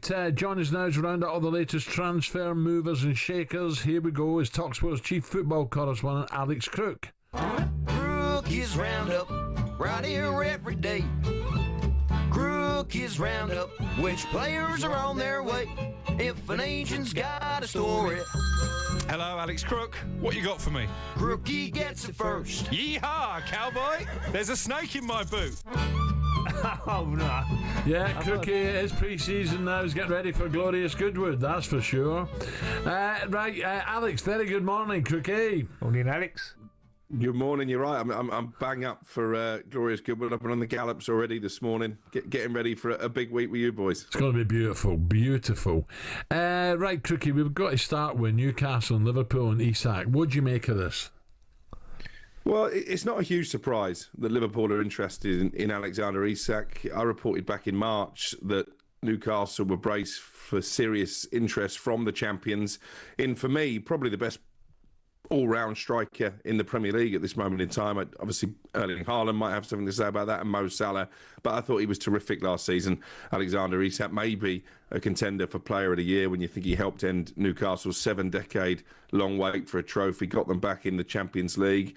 And Liverpool are determined to strengthen from a position of power. They've already smashed the British transfer record once this summer for Florian Wirtz. They're willing to do it again for Isak, but I think it is dependent on them getting the nod from Newcastle that actually they're willing to entertain bids. If that did happen, then Liverpool prepared to pay in excess of £120 million. But at the moment, Newcastle's stance is pretty steadfast. Isak isn't for sale. He's still under contract at St James's Park. They're trying to get him to sign a new deal with the carrot of making him the highest paid player in the club's history. I guess the question for Isak now is, does this serious, genuine interest from Liverpool turn his head, and will he start to agitate for a move? If that happens, then it could be a whole new ballgame. I think that's the problem, Alex. A lot of the players have all the power now, and if he says, no, I want to go, and suddenly it becomes a bit of a problem for Newcastle. But another striker was reported as well, Nicholas Jackson, to Manchester United, your team. Yeah, I'm not sure this is going to fill too many Manchester United fans with joy, to be honest. I think Nicholas Jackson scored some big goals for Chelsea last season. I think his partnership with Cole Palmer in the first half of the campaign was a really successful one, but he's not the finished article. He's not going to be cheap either. Chelsea open to offers, but they're going to want to make a profit on what they paid for him. But I do know that he feels a little bit aggrieved at falling probably to third choice frontman at Stamford Bridge. When you look at João Pedro and the impact that he had in his couple of appearances at the Club World Cup, they've obviously paid £30 million to trigger Liam Delap's release clause. So clubs are monitoring the situation, Manchester United amongst them, but I think in order to facilitate any kind of move for a striker, they're going to have to move players on. Their main focus is still Brian and Bumo, more than a month now since we first reported their interest in him. So at the moment, I wouldn't say Nicholas Jackson is advancing. He's certainly one that they're aware of. There's also been talk of Christopher Nkunku coming from Chelsea to Manchester United. I would say that's unlikely at this moment in time. Crookie, you mentioned Liam Delap there. Also, for me, the two best players at Ipswich were Delap and Hutchinson. Now, he could be on his way out of Portman Road. He could, and I think this is a big concern for Ipswich fans, because on the face of it, I think they're probably the best equipped of the three relegated teams to have another tilt at promotion next season. But as you say, they've already lost their main goal supply in Liam Delap, and Hutchinson is high on Brentford's list of potential Brian and Bumo replacements. There has been a suggestion this morning they made a £35 million bid that would trigger his release clause. I'm trying to get that stood up, but certainly Hutchinson is a player of interest. And he looks a good fit for Brentford, doesn't he? He looks a very Brentford-like signing. I'd imagine his data is good, and I think he could go there and really prosper. He's lively, quick. Yeah, definitely. Any other big news, Alex?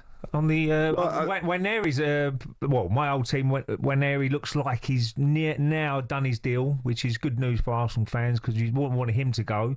There's a little bit of argument with probably salary and that sort of stuff, but it looks like they come to an agreement. Yeah, I think it was more about his role in the food chain at Arsenal, really, because I think he was frustrated at the end of last season that when it came to the business end of the Champions League, maybe he didn't get the minutes that he felt he deserved. And obviously they've got players coming in at the top end of the pitch that may limit his game time more, the likes of Noni Madueke, maybe Eberici Eze as well. But I think it's interesting to see what kind of role he plays next season.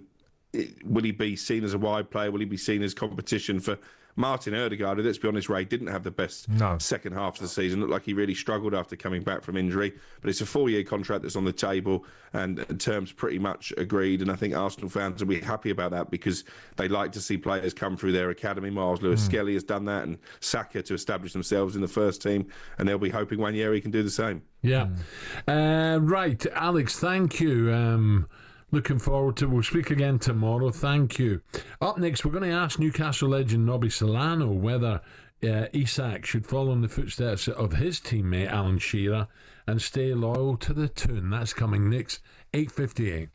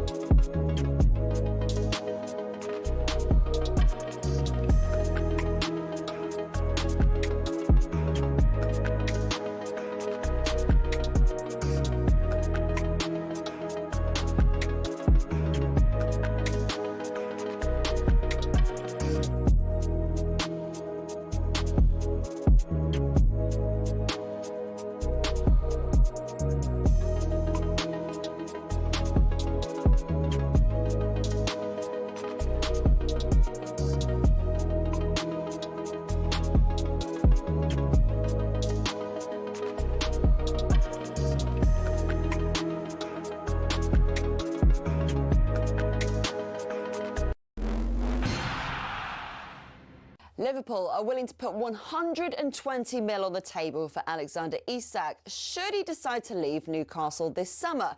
That would be a British transfer record. It's not a formal offer though, and the Magpies say they're not even considering selling him. Plus, they actually value their beloved striker at 150 mil. This has all been sparked by what we understand is Newcastle's pursuit of Frankfurt's Hugo Ekitike. Our chief football correspondent Alex Crook is confident the Swede will stay put this summer. I think Newcastle will be relaxed about the situation until they get some kind of nod from the Isak camp that he wants to leave and wants to join Liverpool. And listen, what it does do is it puts him in a very strong position when it comes to these contract negotiations. In other transfer news, it's our understanding Manchester United are considering a move for Brighton's Pervis Estupiñán, but AC Milan are also interested. And Leeds have agreed a fee worth an excess of £12 million with Newcastle for midfielder Sean Longstaff. Get all the transfer latest at talksport.com. Golf now, and as we count down the days until the Open Championship tees off, Scottie Scheffler has posed the existential question, what's the point? While the world number one expressed his interest in winning at Portrush this week, he reckons it would be awesome for 2 minutes. I'm not out here to inspire the next generation of golfers. I'm not here to inspire somebody else to be the best player in the world, because what's the point? You know, this is not a fulfilling life. It's fulfilling from the sense of accomplishment, but it's not fulfilling from a sense of like the deepest, places of your heart. And as heavyweights Daniel Dubois and Alexander Usyk meet again at Wembley this weekend, Daniel's told talkSPORT he's determined to make his rival feel like an old man. Let it flow now. Let the whole circus continue and let it flow until I have to get in the ring and put chaos on this guy. Just my time that will be cementing that. It's my time, my era. Send a message out to all the other fighters out there, all the heavyweights out there. I'm the man. The heavyweight undisputed title fight is live on talkSPORT on Saturday.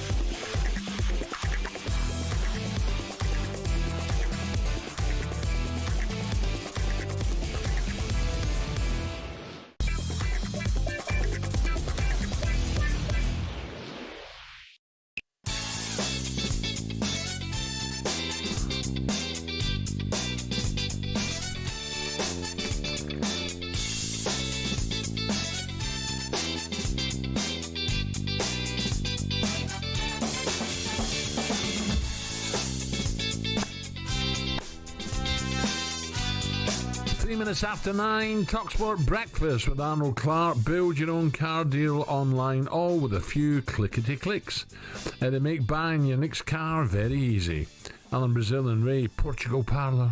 You've got to be due another trip out there soon, haven't you? No. Still to come between now and 10. Our build-up to our Supersonic Saturday is well underway here on talkSPORT with golf, darts, rugby, women's Euros, and of course the headline act being the undisputed heavyweight title fight between Usyk and Dubois all this Saturday. It's a great Saturday. Yeah. Heavyweight boxer Lawrence Okoli will join us to preview the fight and his own on the undercard as well. It's going to be fantastic. Newcastle legend Nobby Solano will be up in 5 minutes or so to discuss Isak's future. God, right. Isak and Isak, because don't put them together on them. And after three-time major winner, come all over the shop now. Three-time winner and current world number one Scottie Scheffler rocked the world in his press conference yesterday. We'll continue to talk golf and whether or not you agree with his comments. A lot of you are agreeing now that he's saying that it's not a fulfilling life. Wow, it's a weird one, isn't it, what he's come out with on the eve of the Open? Amazing. We'll continue to take your calls. 03717 223344 is the number you need, so let us know what you think. Yeah, I'll give it again. 03717 223344. That's the number. John's a Spurs fan, and John, welcome to the show. And what's he say? John, morning. Morning, John. Morning, Ray. Morning, Alan. I hope you're well. Very well, thanks, John. I just want to say that I think Scottie Scheffler's point is mirrored by almost every great successful person that's ever lived, all the way back to Rockefeller. You look at Bezos and even Richard Branson now spending a lot of his time and money doing stuff to help other people, to because they get to that point and then they realise, is this it? And to fulfil happiness in their soul and stuff, they realise that that's more outside of them. There's more to do. Now, the thing is, most of us will never get to that point where our initial goals or our initial success is met. To sit there and have that, is this it point? And I don't think it's saying that, look, I don't enjoy it, I'm not grateful, I don't love playing golf for a living. What he's saying is, and I think it's something for all of us to take note of, that be careful, doing your thing, being successful at your sport, being successful at your job, and we're all chasing it because we're all trying to get paid and bills are trying to get paid and stuff like that. That's not going to make you feel totally fulfilled and happy. And I think if you talk to most Olympians that have achieved things, they all talk about like the stuff they've done that's not the sport, the impact they've had for others, their foundations. Yeah. Me and Ray will know, Tony Adams will probably say some of the work he did with the rehab and stuff like that probably means as much, if not more, to him than some of the medals he's won. I don't know. Absolutely. John, another guy, Bill Gates, what he's doing with his money is incredible as well, giving it all away. Well, we're going to the party on weekend, what Chris Evans has done. Yeah. He gets a lot of joy and satisfaction out of giving. He'll raise probably in excess of $1.5 million for charity this weekend. Yeah, unbelievable. John, thank you for that. Let's take one more. Martin's a Liverpool fan. Martin, welcome. Morning, gents. Morning, Martin. Yeah, good, thank you.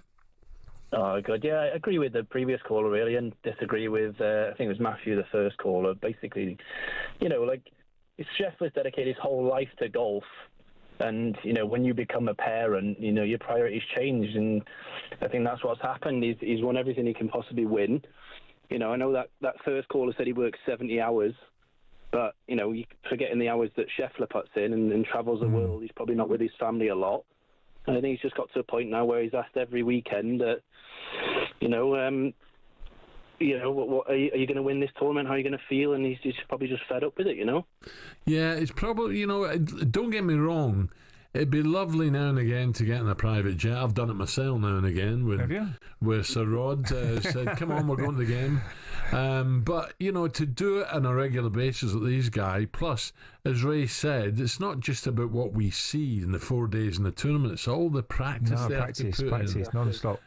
So I think it's not luck. You got to have that bit of ability, like Rory had ability when he was young growing up. But to start at the top level, like they have for many, many years, all the best players, and they practice. Gary Player says that the more you practice, the luckier you get. Absolutely. And I just think it's like any sport, Al. Yeah. Any sport, not just golf. I just feel Martin as well that he's getting to stage now. It's one after another, after another, after another.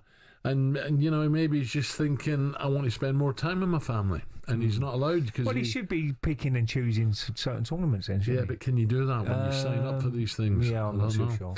It's an interesting one. Keep them coming. 03717 223344.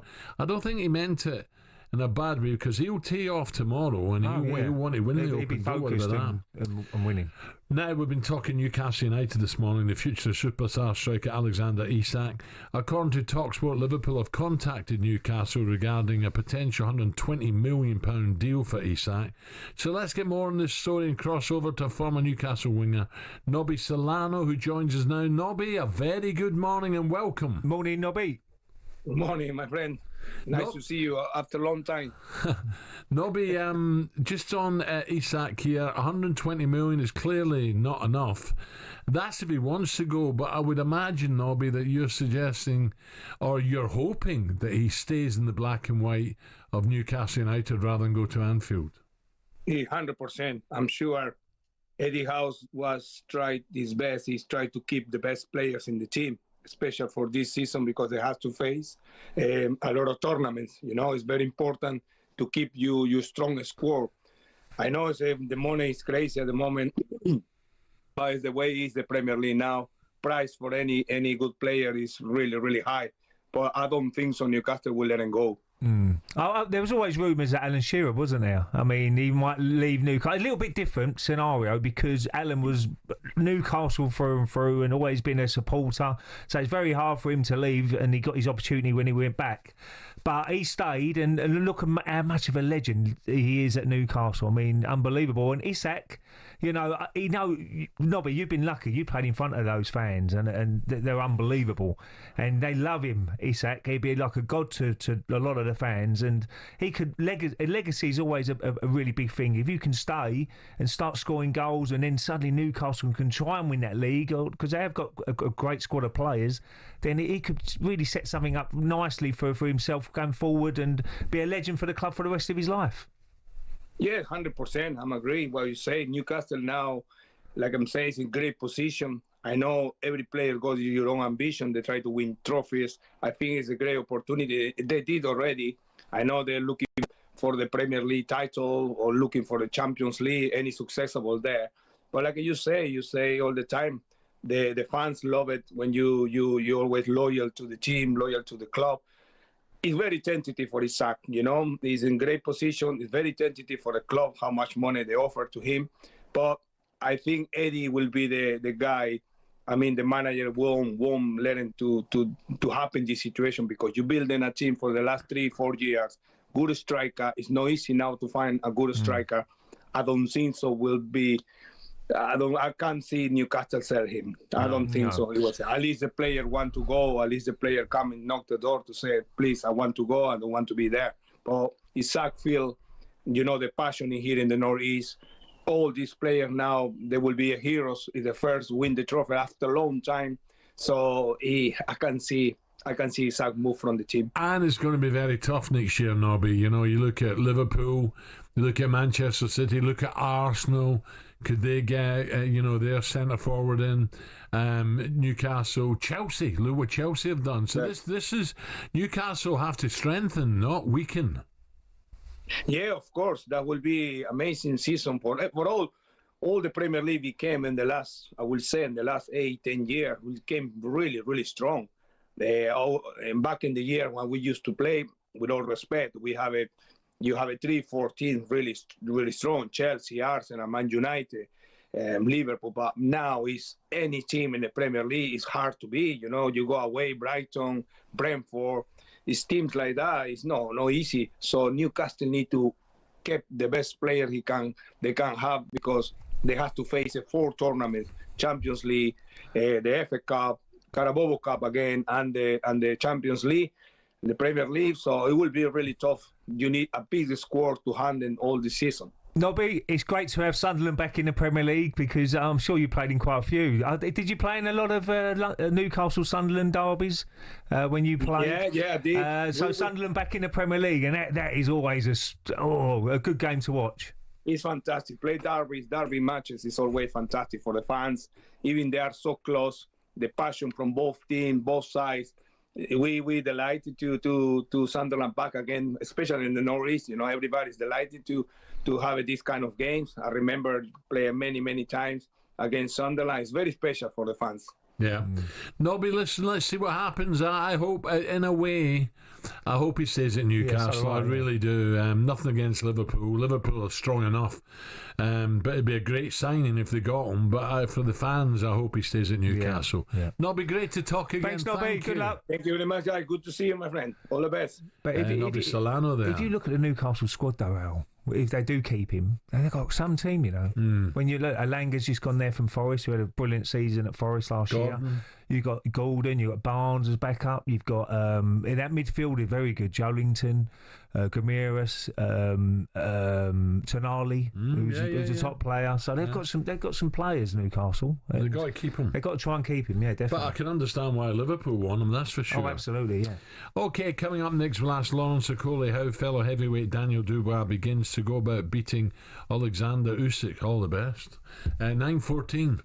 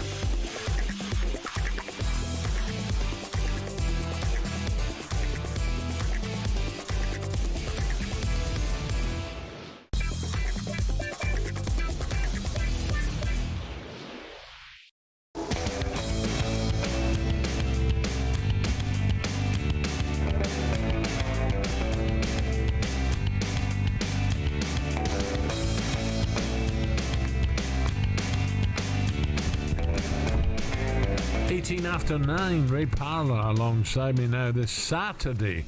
What a few days coming up. The undisputed heavyweight title is on the line as Usyk takes on Daniel Dubois. So let's take a look ahead to the fight now with DAZN. Big fight preview on talkSPORT with DAZN. Watch Usyk versus Dubois on the 19th of July. Live only on DAZN. Buy now at DAZN.com/boxing. Round 5.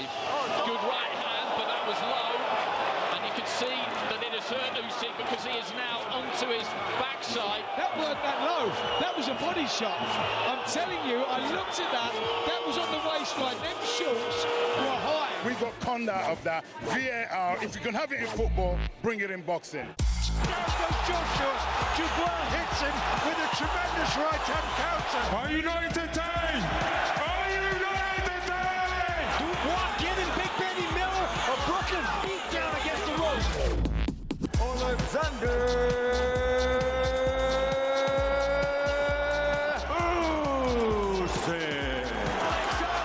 Usyk finds the answer. Tyson Fury was out on his feet. Oh my word, that left hand. London is like my home. Prepare for the greatest victory in boxing. A wonderful night for Ukraine. From Ukraine, Alexander Usyk.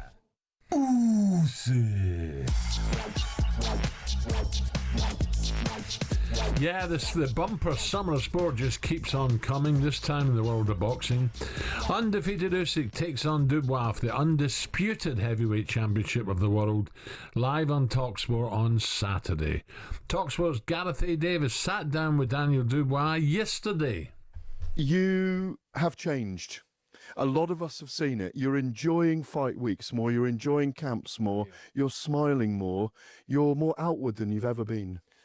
Why hold back? You know, let it flow now. Let the whole circus continue and let it flow until I have to get in the ring and put chaos on this guy. You say chaos on this guy. You've told me you're going to peel back the layers of him and you're going to make him feel like an old man in there. Yeah, that's what I have to do. Part of that, but bring the force. Bring the force. We talked about when you were in camp about how you feel like the first fight happened for a reason. You felt like you hit him on the button. It wasn't low. It didn't go your way that night. But we've come to this point for a reason, and you've grown as a person, a fighter, a man in your personality and in your fights. And the timing of this is perfect. It is all about timing in life and boxing. Everything's timing. So we're at the right point now, and to get all these belts and suddenly become the man is what it's about for me. Becoming the man that beat the man. That beat the man that beat the man. Yeah. Do you know what? He's right there. How much Dubois Daniel has changed. I always remember the first time he came in here, Ray. He was in the studio, wasn't he? It was incredible. He wouldn't say boo to a goose. No. He just sat there and just sort of nodded. Probably a little bit nervous. Oh, but what a change now. Bring it on. You know, I'm chaos in the ring. Well, it's going to be an interesting fight. Oh, yeah. Look, if you look at the boxing brains of both, which, you know, Usyk knows how to get round the ring, doesn't he? He knows when to throw that left punch, and he's a tactical, very, very, very good, isn't he? I think Daniel will just go from that. Yeah, I can't see Daniel outboxing him. He's got a great jab. He's got a great jab, Daniel. But I think he'll just go for it, like he did to AJ. Like he said there, yeah. Use his power. He's got so much power, hasn't he? If he catches you, God, you know about it. But it's going to be really intriguing to see what happens. Well, let's get an expert point of view here. Let's look ahead to another British heavyweight boxer finds himself on the undercard. A very good morning to Lawrence Sicoli. Lawrence, good morning. Welcome. Good morning. Good morning, Lawrence. Lawrence, would you agree with that? And we'll come to your fight, obviously, but would you agree with that Daniel is a changed man over the past couple of years? Definitely in terms of as a person, he seems a lot more outgoing, a lot more self-assured, some good wins. So I think that would do that to you. Would you suggest? I might be totally wrong, but I think Daniel's got to take the fight from the first bell to Alexander and go for the big punch. Yeah, 100%. But at the same time, it's a 12-round fight. And one thing we know about Usyk is his conditioning is elite. So you don't want to waste it all early and then, down the stretch you've got nothing. If you don't manage to land the punch, Usyk overwhelms you and gets the stoppage. So it's a balance. He has to put the pressure on because, as we know, Usyk's a fantastic boxer and mover. So Dan's real chances by knockout. So he has to get let the shots go and see if one of them can catch him. Yeah, tactically though, Usyk, he's been there. He's fought the best, if not the best. Fury, we see him, but he knows how to. He's such a strong man, isn't he? His mindset as well. He never know when he's beaten with Usyk. He just keeps going and wears you down in the end. Yeah, 100%. And I think, listen, Team Dubois knows that Usyk's a tough, resilient man with great conditioning. So their game plan might be stick it on him early and give it 6 or 7 of your hardest possible rounds and see if you can get him out of there, unsettle him, hit him low, hit him wherever, however, until you break him. Because ultimately, as much as Usyk is a fantastic fighter, he's a human being, and if you hit him right, he's gonna fall down just like anyone else. So I think that's the best shot. So Lawrence Unick's fights against this guy Kevin Lerena, best known for dropping Daniel 3 times at Wembley. How big a challenge for you is this? Oh, it's a big challenge. He's a current world champion right now.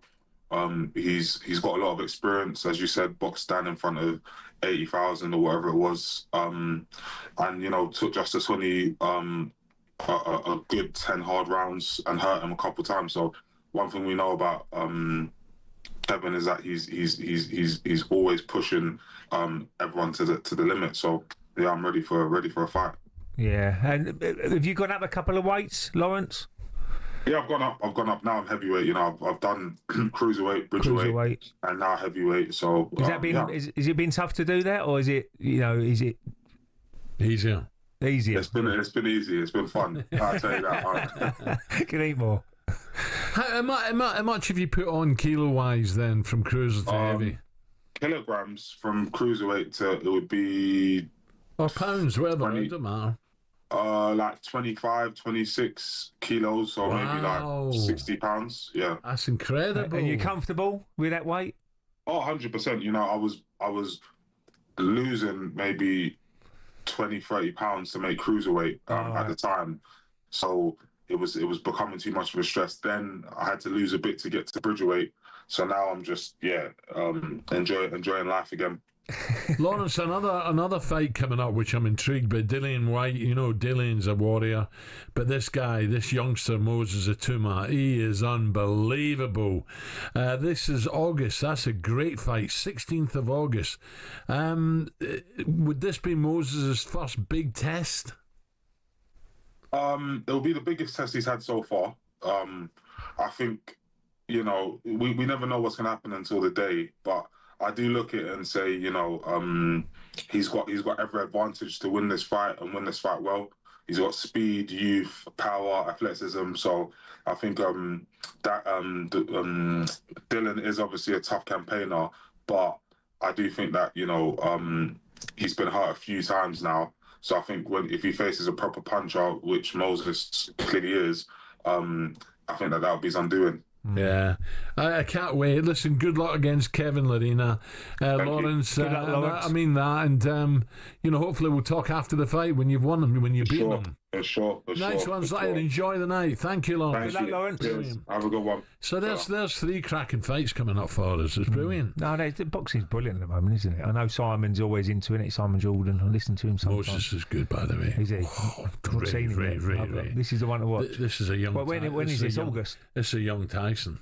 This guy's got the speed of a middle. If he's anywhere near Mike Tyson, he's going to be top draw. He knocks people out for fun. And you don't even see it coming. Oh, well, I look forward to seeing him. I look forward to watching him. But as Lawrence says, Dillian's an old campaigner, so he's wily. He's not daft. He's taking this on. That was a look ahead to Usyk versus Dubois with DAZN. Don't miss the heavyweight rematch between them for all the belts and undisputed glory. That's Usyk against Daniel Dubois. This Saturday, July 19, live only at DAZN. Buy now at DAZN.com/boxing. Big fight preview on talkSPORT with DAZN. Watch Usyk versus Dubois on the 19th of July, live only on DAZN. Buy now at DAZN.com/boxing. Now, Brendan Rodgers' long-term future at Celtic is said to be in some doubt. I read this over the weekend, amid question marks over transfer strategy. More on that coming up with Paul Lambert next.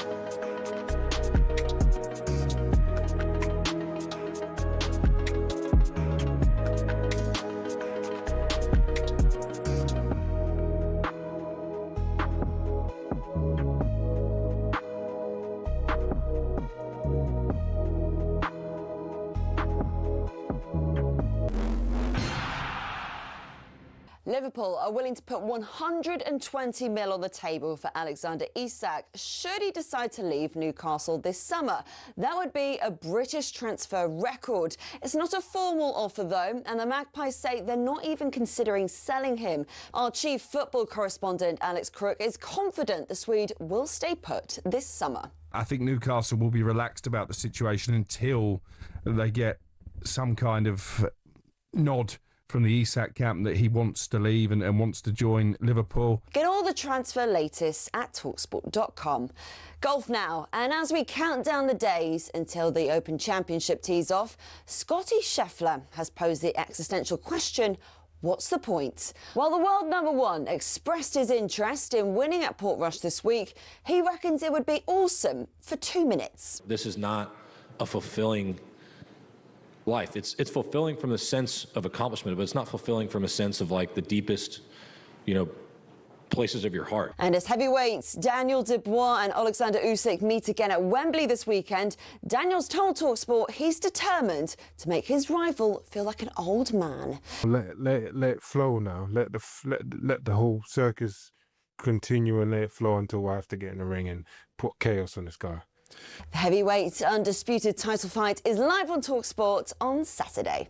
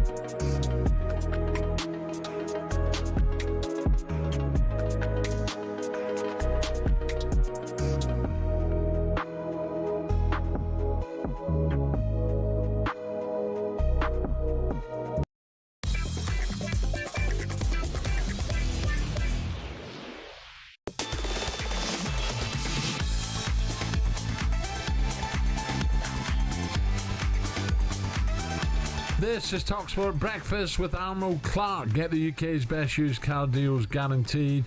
Alan Brazil and Ray Parlour. Now, this epic British summer of sport just keeps on coming as this week we turn attention to golf and the Open Championship. Lowry returns to the scene of his greatest triumph this week, Royal Portrush, where he won the Open back in 2019. It's world number one Scottie Scheffler, though, who's got everyone talking this morning. Apparently winning tournament after tournament isn't quite fulfilling enough for him. We've certainly had some reaction to it this morning on talkSPORT. Scottie Scheffler will go up, tap in. That ties the PGA Tour scoring record, 253 strokes.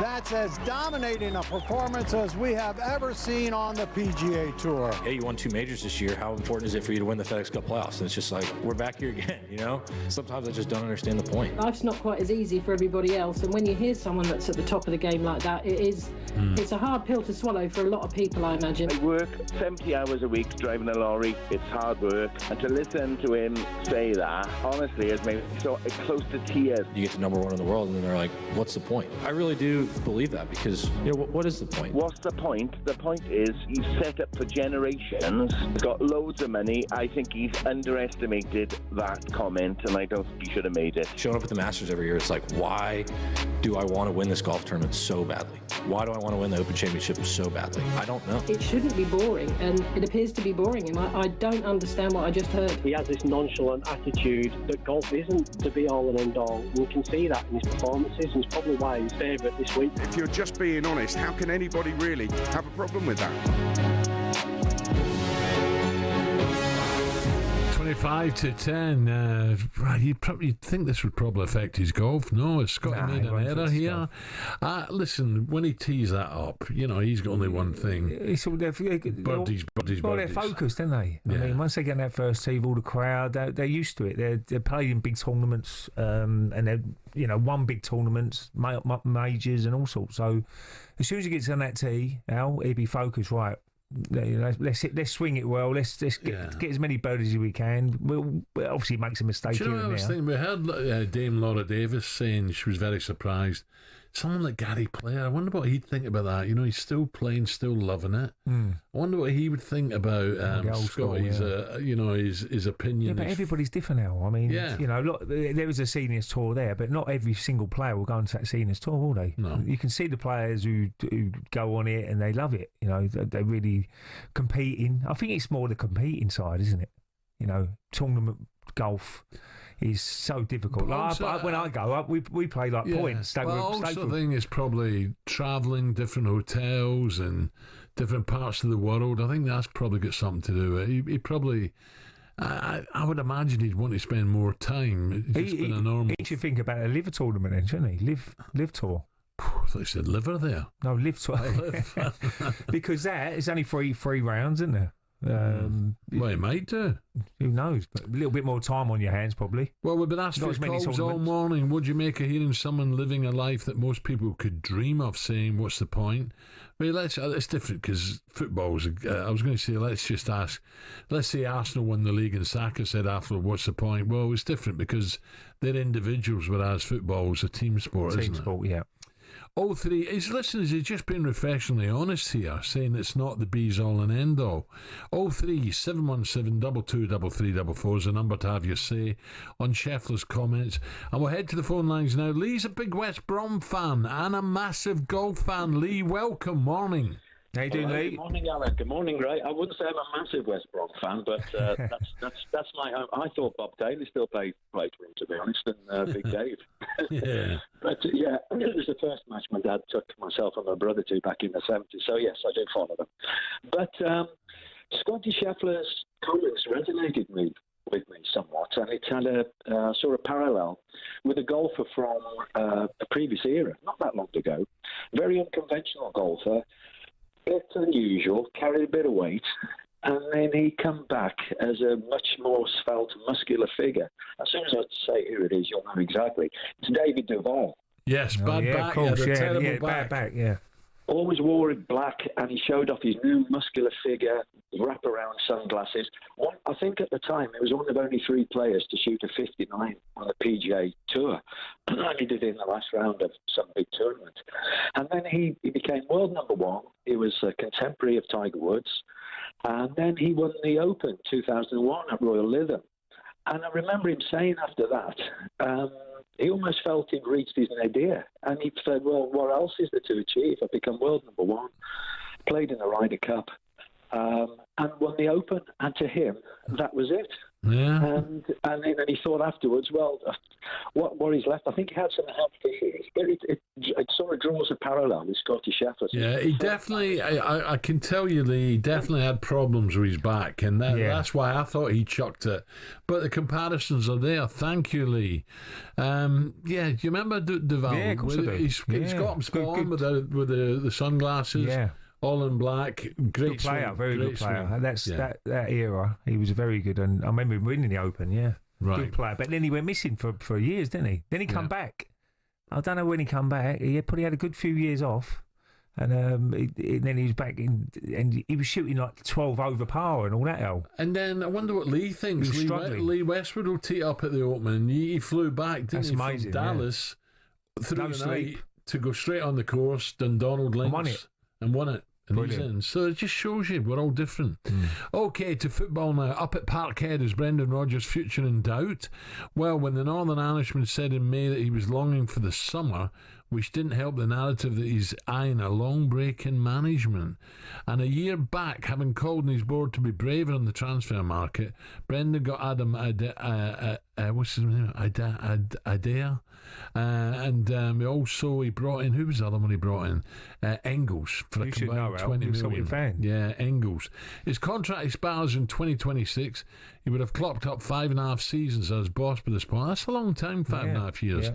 To give us more, let's bring in former Celtic coach Paul Lambert. Paul and manager. Paul, very good morning, Paul. Morning, Paul. Morning, guys. Paul, I read that a few days ago. I think Gordon done 4 years, Brendan 5, and suddenly I thought, we're in for a change again here. Is there been a fallout here? Is it over lack of money, or what do you think is happening?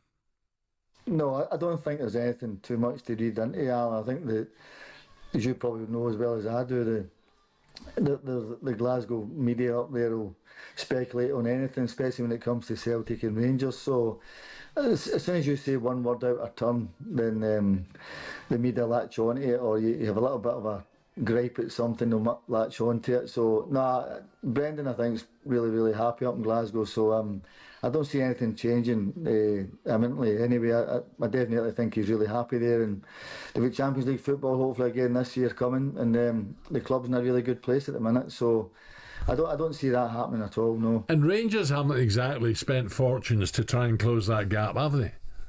Well, they can't. That's the thing. They can't really. I think everybody knows the problems that's happened in the last number of years there. So they can't really go out and spend what everybody thinks they can spend. What they have to do is try and close the gap in Celtic, which is going to be difficult for them. But Russell going in, who I know really well, so you're going to have a 2-horse race. It happens every year, and it'll be nip and tuck along the way. And then, from an ex-Celtic point of view, I hope the lads go and do it again. Yeah, I just sat with me and Alan had the conversation the other day. It's really hard, Paul, isn't it, to compete in Europe, isn't it? With the prize money, what they get in the Premier League, and and if you look at the bottom team in the Premier League, they get 100-odd million. And what does Celtic get to win the league in the Scottish Premiership? I think the TV rights, Paul's about 3 million or something. It's ridiculous. And to compete with the teams around the Europe, they do really well to get to where they get to, really, with the budget they have. Yeah, they do, Ray. But I mean, I think Walter Smith, God rest him, said it years ago. I've said it a long time ago. If you give Celtic and Rangers the same budget as what they get in the Premier League, you give them a few years to find their feet, and I guarantee they would be right up there, just because of the size of the clubs. And Alan's obviously been there. You've probably been to games, the Old Firm. There's no a game like it. I don't care what anybody says. The game and the size of the clubs are astronomical. It doesn't matter who comes to Parkhead. You've got to win. And people can't handle that pressure. People don't like it, but you have to win it. And that doesn't matter who's coming to Celtic Park because of demand on it. But if you gave Celtic the finances what the Premier League gets, then I guarantee they'd be right up there. Yeah. What about, is there any other challenge coming apart from Rangers? Hearts? The Brighton owners seem to get involved with Hearts now as well. It's about time Edinburgh had a decent side. Well, I think so. I think Hibs and Hearts, obviously in Aberdeen, I think should be more of a challenge, but I still don't see it. They might go early part of the season, they might have a little stab at it, but I think over the course of it, you tend to find Celtic and Rangers the ones that are normally running away at the top end. So you'd like Hearts and Hibs to do it. I mean, I think Hibs had a great end to the season. They really did. With it, Hearts probably disappointing, but Hibs look as if they've got a little bit of momentum. So for the league and for the European thing, I think it's important that the Edinburgh clubs make a challenge in it. Paul, what did you make of Chelsea beating PSG? I don't think too many people see that coming. No, but I watched that. I thought Chelsea were excellent, to be fair. I thought Cole Palmer was excellent. Great player, his goals were excellent. And so I said, listen, it was a huge result for Chelsea, but I still think PSG are still going to be a really difficult team to play against and beat when this season comes. But that particular game, I thought Chelsea were excellent. Yeah, very good. Their work ethic's unbelievable, PSG, isn't it? The way they work off the ball, on the ball, they play. Of course they've got great individuals, but they're playing much more as a team now, and they're buzzing, full of confidence. I think so, and I think that's testament to the manager. But I've never known a real game of football where you don't run. So people get thanked for running, which is incredible because it's a game where you have to run, but people actually look for getting plaudits when you have to run. And you guys have played the game, so that's why you're laughing, because you know what I'm talking about. So you have to run, you have to work hard, because you get nothing without it. You don't work hard, you don't win games, and I think that goes under the radar a little bit too much for me now. That the hard work is you have to have it, or else you won't win games. Paul, obviously the big news this morning is Isak. Liverpool could be coming in for him and maybe signing him. If they get Isak, is there any hope for anybody else? Because they've got some squad of players, haven't they? And they're bought well already. Big money, and they can get him as well, which I hope he stays at Newcastle for Newcastle's sake. But if they get him as well, they're the team to be big favourites to win it again. Oh, they would be. I think Wirtz in there as well, who I saw years ago playing in Leverkusen. I saw him playing, I think, when he was 16, Florian Wirtz, and I thought he was excellent then. And his career has been absolutely fantastic. I think he's a terrific signing for Liverpool, and the way Liverpool play, if Isak goes, dear, Liverpool are going to be strong from there. But I still wouldn't write off your Cities and your Arsenals and teams like that, because the Premier League, as you know, is so unforgiving there, and to win that league is really, really tough. So I think if Liverpool will enhance their domestic form, European form, definitely will. Paul, just a quick one, do you see Villa improving this year again? I do. I mean, they've created an incredible high standard, I think, Alan, since Unai Emery's been there. I think their ceiling is so high at the minute, Villa. Whether they can go the next level to try and win the league or a cup or something like that, I don't know. But it's great to see them, because the club, it's unbelievable in tradition and the standard of it. But I think the manager deserves so much credit for what he's done there. Yeah. Paul, listen, great to talk again. Thank you. Cheers, Paul. Hopefully we'll speak in a few weeks. Thanks. Thank you, Paul Lambert. Brilliant. Coming up, we're going to have Year and A as well with Ray, 9:47.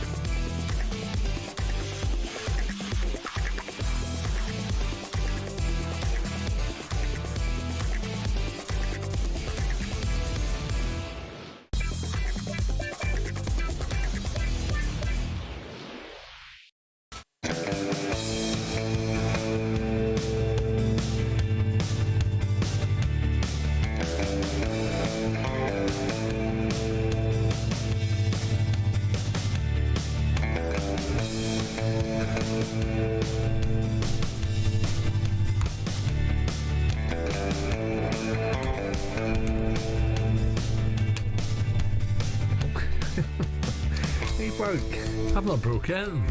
Everything's falling apart. By the way, this is a temporary studio. We're about to move into a new studio, aren't we? Alan Brazil Ray Parlour. Is that your car? Don't talk about that. £2,000. It's finally here. The British and Irish Lions take on the Wallabies in the opening test of the series this Saturday, live and exclusive right here on talkSPORT.